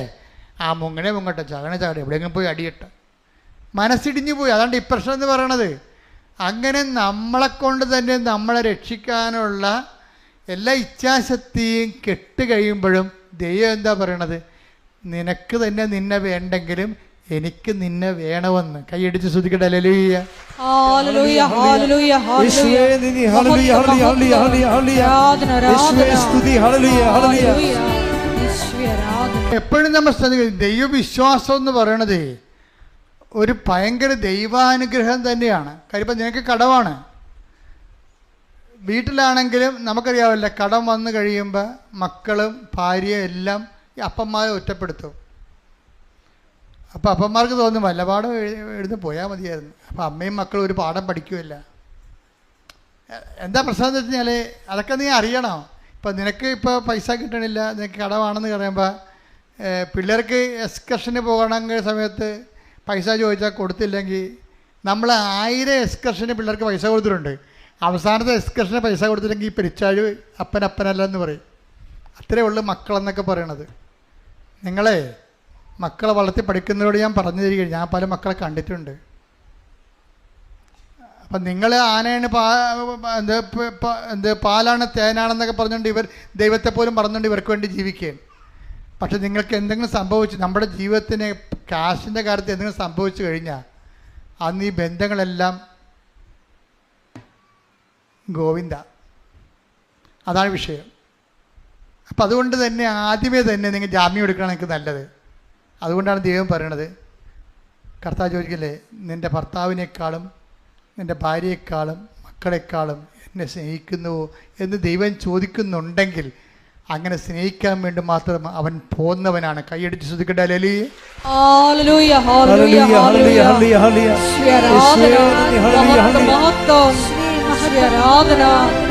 ഈശോയെ പ്രതി എല്ലാം ഉച്ഛിഷ്ടമായി കണക്കാക്കുവാൻ ഈ ആരാധനയിലൂടെ ഞങ്ങളെ അഭിഷേകം ചെയ്യണമേ. Hallelujah, hallelujah. പരിശുദ്ധ പരമദിവ്യകാരുണ്യത്തിന് വിശ്വസിക്കാൻ തോന്നണത് തന്നെ ഒരു ദൈവാനുഗ്രഹത്തിൻ്റെ ലക്ഷണമാണ്. പിന്നെ നിങ്ങൾക്ക് കറണ്ട് ഉണ്ട്, സിംഗിൾ ഫേസ് ആണെങ്കിലും ഉണ്ട്. ഇനി നിങ്ങളത് ബൂസ്റ്റ് ചെയ്ത് ഉടമ്പടിയിലോട്ട് വരുമ്പോൾ പെട്ടെന്നാണ് കത്തിപ്പിടിക്കണത്. അപ്പോൾ നിങ്ങൾ ഇതിനെല്ലാത്തിനെയും അതിജീവിക്കും. ഒരു കാര്യം നമ്മൾ അനിത എന്ന് മനസ്സിലാക്കിയ കാര്യം വെച്ചാൽ അവൾക്ക് തന്നെ അവളെ വേണ്ടാത്ത സമയമുണ്ടായിരുന്നു. അവൾക്ക് തന്നെ അവളെ വേണ്ടാത്ത സമയം. അതാണ് ഇങ്ങനെ ഡിപ്രഷൻ അടിച്ചിട്ട് മരിക്കട്ടെ, ആർക്ക് ചെയ്താം, എനിക്ക് ചെയ്താവില്ല, പിന്നെ എന്തിനാ നാട്ടുകാർക്ക് ചെയ്താം എന്ന രീതിയിലേക്ക് വരുമ്പോഴും എന്താ പറ്റണത്? ആ ദൈവത്തിൻ്റെ ആ കുടുംബത്തിൽ, ഞാനിപ്പോൾ ഈ കുടുംബത്തിൻ്റെ ആധ്യാത്മികത എപ്പോഴും പറയുന്നത്, എൻ്റെ മക്കളെ, കുടുംബത്തിൽ ഇപ്പം പല വ്യക്തികൾക്കും പല സമയത്താണ് ഇതുപോലെ ന്യൂനമർദ്ദം ഉണ്ടാകണതേ. ന്യൂനമർദ്ദമാണല്ല നമുക്ക്, അതായത് നമ്മുടെ പവറെല്ലാം വേറെ സ്ഥലത്തേക്ക് പോവുകയും നമ്മൾ നിസ്സഹായമായി നിൽക്കുകയും ചെയ്യുമ്പോൾ മരണബോധം വന്ന് വലിച്ച് ഇവിടെ നമ്മൾ കയറി വരും. അങ്ങനെ വരുമ്പോഴാണ് നമുക്ക് ആത്മഹത്യനൊക്കെ തോന്നുന്നത്. പക്ഷെ ഒരു കാര്യമുണ്ട്, നമ്മൾക്ക് ഒരു കൃപ നമ്മുടെ കുടുംബത്തിലുണ്ടെങ്കിൽ ഇപ്പം ആചാരമൊക്കെ നടത്താം, പള്ളിയിൽ പോകാം, കുർബാനയ്ക്കുള്ള നടത്താം. ഇപ്പം ഞാൻ ചില സമയത്ത് ഓർക്കുവേ, ഈ കുർബാനയ്ക്കുള്ളപ്പാട്, പ്രത്യേകിച്ച് ലത്തീങ്കാരുടെ ഇടയിലുള്ള കുർബാനയ്ക്കുള്ളപ്പാട് ഒരു 1.5 കുർബാനയ്ക്കുള്ളപ്പാടാണ്. അതിനേക്കാൾ നല്ല കല്യാണം കഴിക്കണം എന്ന് തോന്നണം. എന്താ പ്രശ്നം വെച്ച് കഴിഞ്ഞാൽ ഒരു കല്യാണ വീട് പോലെയാണ്. പണ്ട് ഇത്രയും പ്രശ്നങ്ങളില്ലായിരുന്നു. പണ്ട് കുർബാനയ്ക്കുള്ളപ്പാടിന് തലയോട്ടപ്പനും വരുന്നു, പള്ളി കൊണ്ടുപോകുന്നു, തിരിച്ചു വരുന്നു, തീർന്നു, ഒരു കാപ്പി കൂടി കൊണ്ട് ചാപ്റ്റർ ക്ലോസ് ചെയ്യും. ഇന്നിപ്പോൾ 2.5 ലക്ഷം രൂപയൊക്കെ കടവാണ്. ഈശോ വന്നതിൻ്റെ പേരിൽ ഇവരെല്ലാം പിശാചുക്കളായിട്ട് മാറും. ഈശോ ആ കുടുംബത്തിൽ വന്നതിൻ്റെ പേരിൽ മാത്രം അമ്മയും അപ്പനും എല്ലാം പിശാചുക്കളായിട്ട് മാറും. ആ 2-3 ആഴ്ച ആ വീട്ടിലെ അവസ്ഥ കാണണം നിങ്ങൾ. മനഃപൂർവ്വം അറിഞ്ഞുകൊണ്ട് ദൈവത്തെ ചതിക്കണതാണിത്. ഇങ്ങനെ കുർബാനയ്ക്കുള്ളപ്പാട് നടത്തി പാപികളായ ഭണ്ഡാരങ്ങൾ കുറേ എണ്ണം ഉണ്ട് സഭയിൽ. അപ്പം ഇങ്ങനെ നിങ്ങളിതെല്ലാം കണ്ടിട്ട് ഓരോ സംഭവങ്ങൾ കഴിയുമ്പോൾ ഇവർ വിശുദ്ധരാണെന്നോ ദൈവത്തിന് അടുപ്പമുണ്ടെന്നോ ഒന്നും അർത്ഥമില്ല. ഓരോ ആചാരങ്ങളും അർത്ഥം അറിയാതെ ആചരിച്ച് അനാചാരങ്ങളാക്കിയിട്ട് ആത്മഹത്യ ചെയ്യാണ് ആൾക്കാർ ചെയ്യണത്. യഥാർത്ഥത്തിലുള്ള അരൂപിയിലാണ് ഇതൊക്കെ ചെയ്യണമെന്നുണ്ടെങ്കിൽ ഒരു പ്രൊട്ടക്ഷൻ കിട്ടും, നമുക്ക് ഒരു സംരക്ഷണം കിട്ടും ദൈവത്തിൻ്റെ. ഇപ്പം അനിത ടോമിയെ ദൈവം സംരക്ഷിച്ചില്ലേ? അവൾക്ക് പോലും അവളെ വേണ്ടാത്ത സമയമായില്ല. അവൾക്ക് പോലും അവളെ വേണ്ട, അവൾക്ക് ഡിപ്രഷനാണ്. അപ്പോൾ അവൾ പറയണത് ചാകട്ടെ, ഒരു മരുന്നും വേണ്ട എന്ന് പറയുമ്പോഴാണ് മനസ്സിൽ തോന്നും, ആരെങ്കിലും ഈശോനോട് ബന്ധമുള്ള ആരോടെങ്കിലും ഒന്ന് സംസാരിച്ചാൽ കൊള്ളാമായിരുന്നു. അപ്പോഴേ എന്താണ്, മാതാവ് കൊണ്ടുവന്ന് റീനയെ കൊടുക്കുകയാണ്. ഇതാണ് നീ പറഞ്ഞ ആൾ. അത് തന്നെ റീന അച്ഛനുമല്ല കന്യാസ്ത്രീയുമല്ല, ഒരു വീട്ടമ്മയാണ്. പക്ഷെ എന്താണ്, പവേഡാണ് ആൾ, പവേഡാണ്. അപ്പോൾ പറഞ്ഞാൽ നിനക്ക് ഡിപ്രഷൻ ഇല്ല, കണ്ട സുവിശേഷം പോണ പോക്ക് കണ്ടല്ല, നിനക്ക് ഡിപ്രഷൻ ഇല്ല, നീ കൃപാസ അമ്മയുടെ കാര്യം ചവിട്ട്, മണ്ണി ചവിട്ട്. പിന്നെ എന്താണ് അമ്മ തീരുമാനിച്ചോളൂ. അമ്മ തീരുമാനിക്കുമ്പോൾ എന്താ പറയണത്, വന്ന് സാക്ഷ്യം പറഞ്ഞോളാൻ പറയുക. അമ്മ തീരുമാനിച്ച് അപ്പം തന്നെ പച്ചക്ക് വരക്കും, പച്ചക്ക് അപ്പം തന്നെ മഷിയുടെ വരക്കും. ഇത് ദൈവത്തിൻ്റെ തിരുസന്നിധിയിൽ നിനക്ക് നിന്നെ വേണ്ടെങ്കിലും അതല്ലേ ബൈബിൾ പറയണത്. Take the word of God. Hallelujah. Hallelujah, hallelujah, hallelujah, hallelujah. യേശുവേ നന്ദി, hallelujah, hallelujah, hallelujah. യേശുവേ ആരാധന, ആരാധന, ആരാധന. Hallelujah, hallelujah, hallelujah, hallelujah. യേശുവേ സ്തുതി, hallelujah, hallelujah. ഹെബ്രായർ 13:5 ഞാൻ നിന്നെ ഒരു വിധത്തിലും അവഗണിക്കുകയോ ഉപേക്ഷിക്കുകയോ ഇല്ല എന്ന് അവിടുന്ന് പറഞ്ഞിട്ടുണ്ടല്ലോ. അതാണ് അവിടുന്ന് പറഞ്ഞിട്ടുണ്ടല്ലോ. അതെപ്പോഴും ഓർക്കണം നമ്മള്. അവർ നേരത്തെ പറഞ്ഞതാണത്. ഞാൻ ഒരു കാരണവശാലും നിന്നെ ഉപേക്ഷിക്കുകയോ അവഗണിക്കുകയോ ചെയ്യത്തില്ല എന്ന് അവിടുന്ന് പറഞ്ഞിട്ടുണ്ടല്ലോ. അതുകൊണ്ടാണ് നേരത്തെ ഉള്ള അവിടുത്തെ വാക്കിൻ്റെ അടിസ്ഥാനത്തിലാണ് അനിത ടോമിക്ക് അവളെ തന്നെ വേണ്ടെങ്കിലും ദൈവത്തിന് അവളെ വേണമെന്നും പറഞ്ഞ് ചേർത്ത് പിടിക്കണത്. ഇതിൻ്റെ ഈ ചേർത്ത് പിടിക്കൽ തന്നെ ഉടമ്പടിയിലോട്ട് വരുമ്പോൾ ദൈവം ഒരു കാലത്ത് നിന്നെ കൈവിടാതെ പിടിച്ചിരിക്കും. പിടിക്കുക തന്നെയല്ല, ആ വിഷയം നീ കൈകാര്യം ചെയ്യുന്നവരെ നിൻ്റെ കൂടെ നിന്നുകൊണ്ട് സഞ്ചാരിമാരെ കൈകാര്യം ചെയ്തുകൊണ്ട് നിന്നെ ഉയർത്തി അവളെ അനിത ടോമിയെ പൂർണ്ണമായി സുഖപ്പെടുത്തി അവിടെ കുടുംബ പ്രശ്നങ്ങൾ പരിഹരിച്ചു, അവിടെ കുടുംബജീവിതം ക്രമീകരിച്ചു, അവളെ വിശുദ്ധീകരിച്ചു, അവളെ സാക്ഷിയാക്കി. കൈയടിച്ച് ശ്രദ്ധിക്കട്ടെ.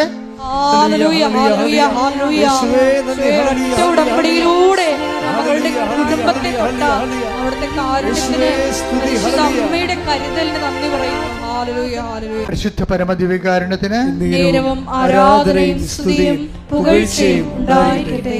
പരിശുദ്ധ പരമദിവ്യകാരുണ്യത്തിന് ആരാധനയും സ്തുതിയും പുകഴ്ചയും ഉണ്ടായിരിക്കട്ടെ. പരിശുദ്ധ പരമദിവ്യകാരുണ്യത്തിന് ആരാധനയും സ്തുതിയും പുകഴ്ചയും ഉണ്ടായിരിക്കട്ടെ.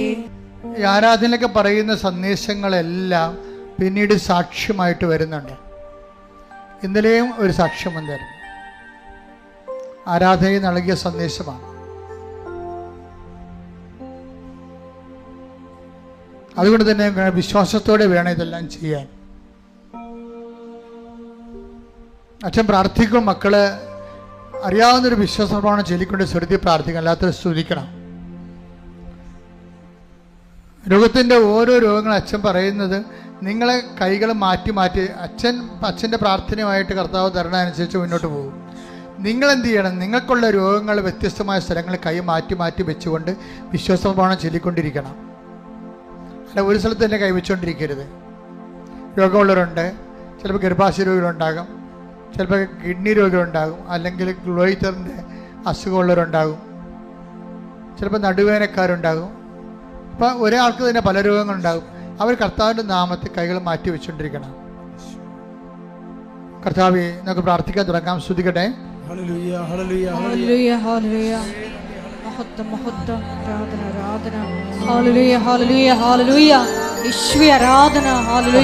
ഉന്നതമായ നാമത്തിന് സ്വസ്ഥം ചെയ്യുന്നു. കർത്താവേ, നിന്റെ വിശുദ്ധ പൗരോഹിത്യത്തെ മഹത്വപ്പെടുത്തണമേ. കർത്താവേ, സഭയിലുള്ള സാന്നിധ്യം പ്രകടമാക്കണമേ. 39 വർഷം ഞാൻ അർപ്പിച്ച കുർബാനയുടെ യോഗ്യതയാൽ 39 വർഷം അർപ്പിച്ച കുർബാനയുടെ യോഗ്യതയാൽ കൃപാസ്ഥാനത്താറെ ജീവനോടെ പ്രത്യക്ഷപ്പെട്ട പരിശുദ്ധ അമ്മയുടെ മാധ്യസ്ഥതാൽ കർത്താവിന് തിരുമുറുവാർന്ന വലതുകരം, കർത്താവിന് തിരുമുറുവാർന്ന വലതുകരം, അനുഗ്രഹത്തിന്റെ അത്ഭുതകരം നിങ്ങളുടെ ശിരസിൽ വെക്കട്ടെ എന്ന് പ്രാർത്ഥിക്കുന്നു.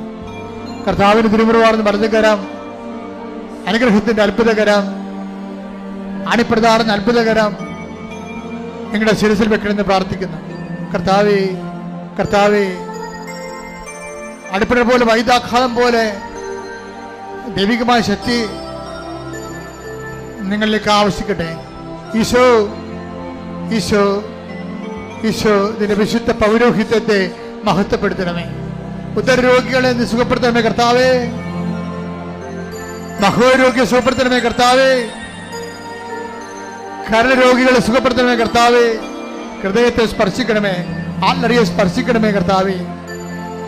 ചെണ്ടിട്ടിരിക്കുന്നത് സ്പർശിക്കണമേ കർത്താവേ. 5 ഭാഷ ചെയ്തവരെ സ്പർശിക്കണമേ കർത്താവേ.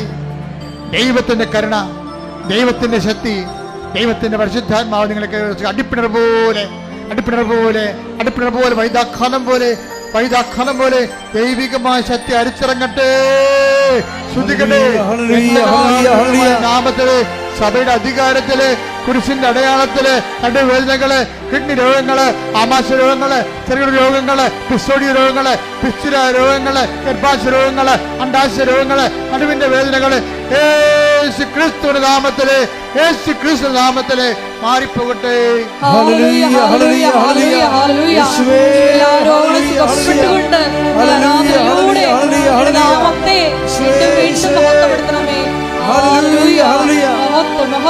മാതാവ് മധ്യസ്ഥ വഹിച്ച മാതാവിന്റെ പ്രത്യക്ഷ ദർശനം നൽകിയ വിശുദ്ധമായ അൾത്താറയിൽ നടക്കുന്ന ആരാധനയിലാണ് ഈ ജീവിത ദുരിതങ്ങൾക്കെതിരെയുള്ള ദൈവികമായ ശാസ്ത്ര പ്രാർത്ഥന നടക്കുന്നതെന്ന് ഓർക്കണം നിങ്ങൾ.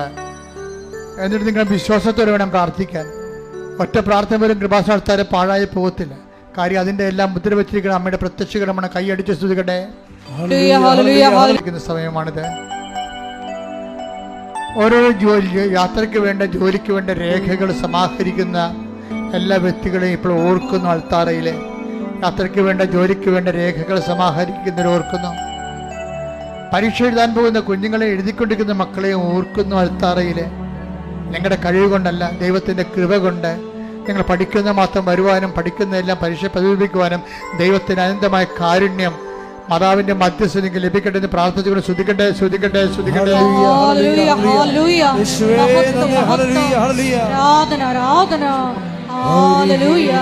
ജോലിക്ക് വേണ്ടി പരിശ്രമിക്കുന്നവരെ, യാത്രയ്ക്ക് വേണ്ടി ഒരുങ്ങുന്നവരെ, സ്ഥല വിൽപ്പന ആഗ്രഹിക്കുന്നവരെ, ജപ്തി നടപടി നേരിടുന്നവരെ, സ്ഥലം വാങ്ങുന്നതിനായി ആഗ്രഹിക്കുന്നവരെ, വീട് വിൽക്കാൻ ആഗ്രഹിക്കുന്നവർ, വീട് പണിയാൻ ആഗ്രഹിക്കുന്നവർ, വഴിക്ക് വേണ്ടി പരിശ്രമിക്കുന്നവർ, അങ്ങനെ എല്ലാ മേഖലകളും കർത്താവിൻ്റെ കരുണ, മാതാവിൻ്റെ മധ്യസ്ഥതയിൽ കർത്താവിൻ്റെ ശക്തിയാൽ എല്ലാ തടസ്സങ്ങളും മാറാൻ ഇടിമുഴക്കം പോലെ ശ്രദ്ധിക്കട്ടെ.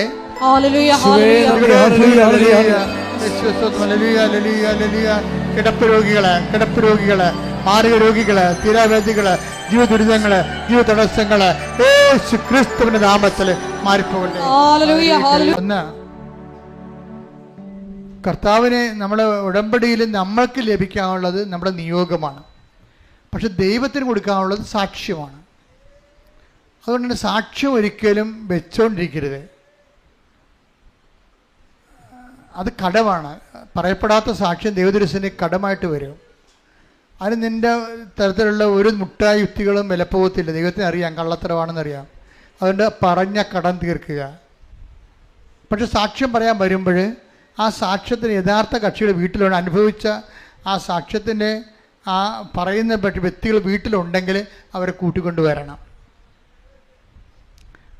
നിങ്ങൾ സാക്ഷ്യം വെടിപ്പായിട്ട് തന്നെ വീട്ടിൽ നിന്ന് എഴുതിയിട്ട് first point, second point, third point അങ്ങ് എഴുതിയിട്ട് ഇവിടെ കൊണ്ടുവന്ന് കാണിക്കണം. അപ്പം നല്ല സാക്ഷ്യങ്ങൾ ഇവിടെ പറയിപ്പിക്കും. നല്ല സാക്ഷ്യങ്ങൾ ആൾക്കാരുടെ വിശുദ്ധീകരണത്തിന് വേണ്ടി അപ്പ് ചെയ്യുകയും ചെയ്യാം.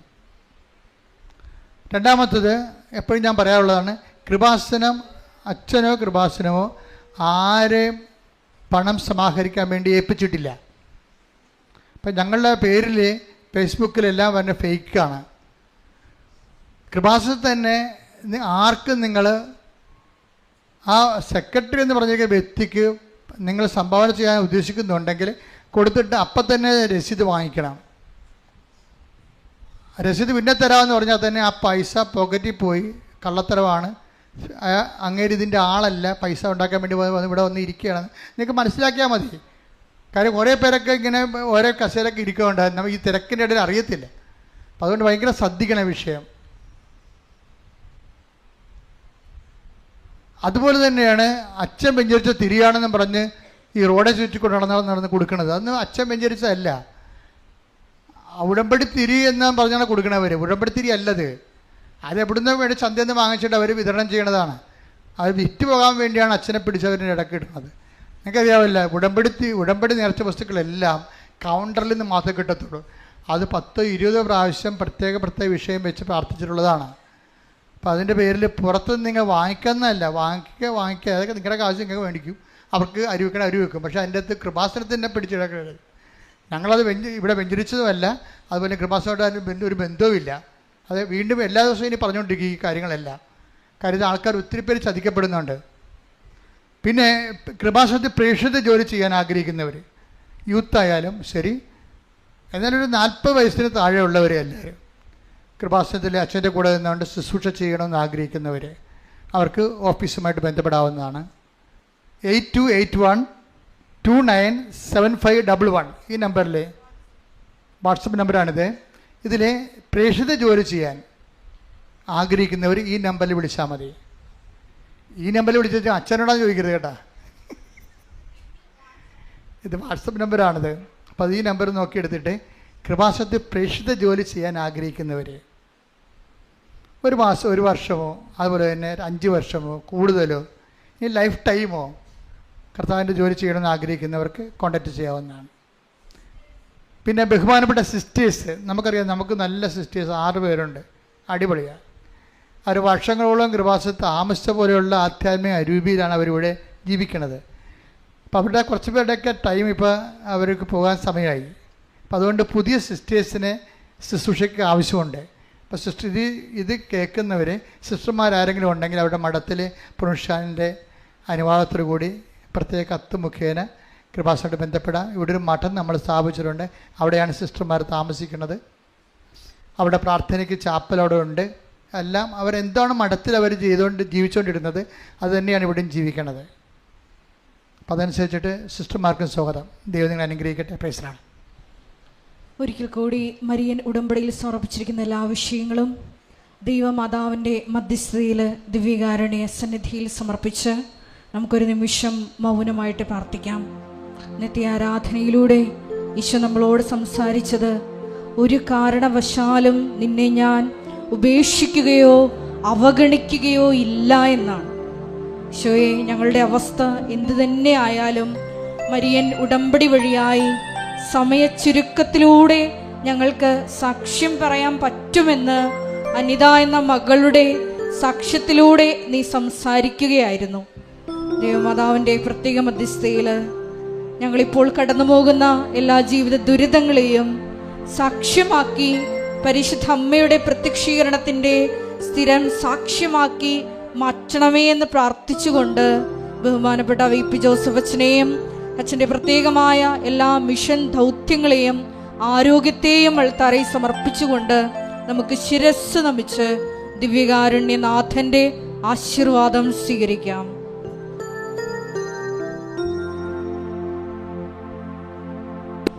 പരിശുദ്ധ പരമ ദിവ്യകാരുണ്യമേ, എന്നുമെന്നും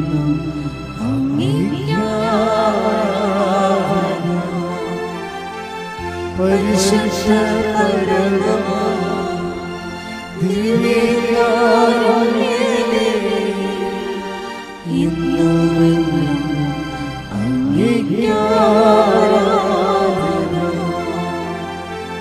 പരിശുദ്ധ പരമ ദിവ്യകാരുണ്യമേ,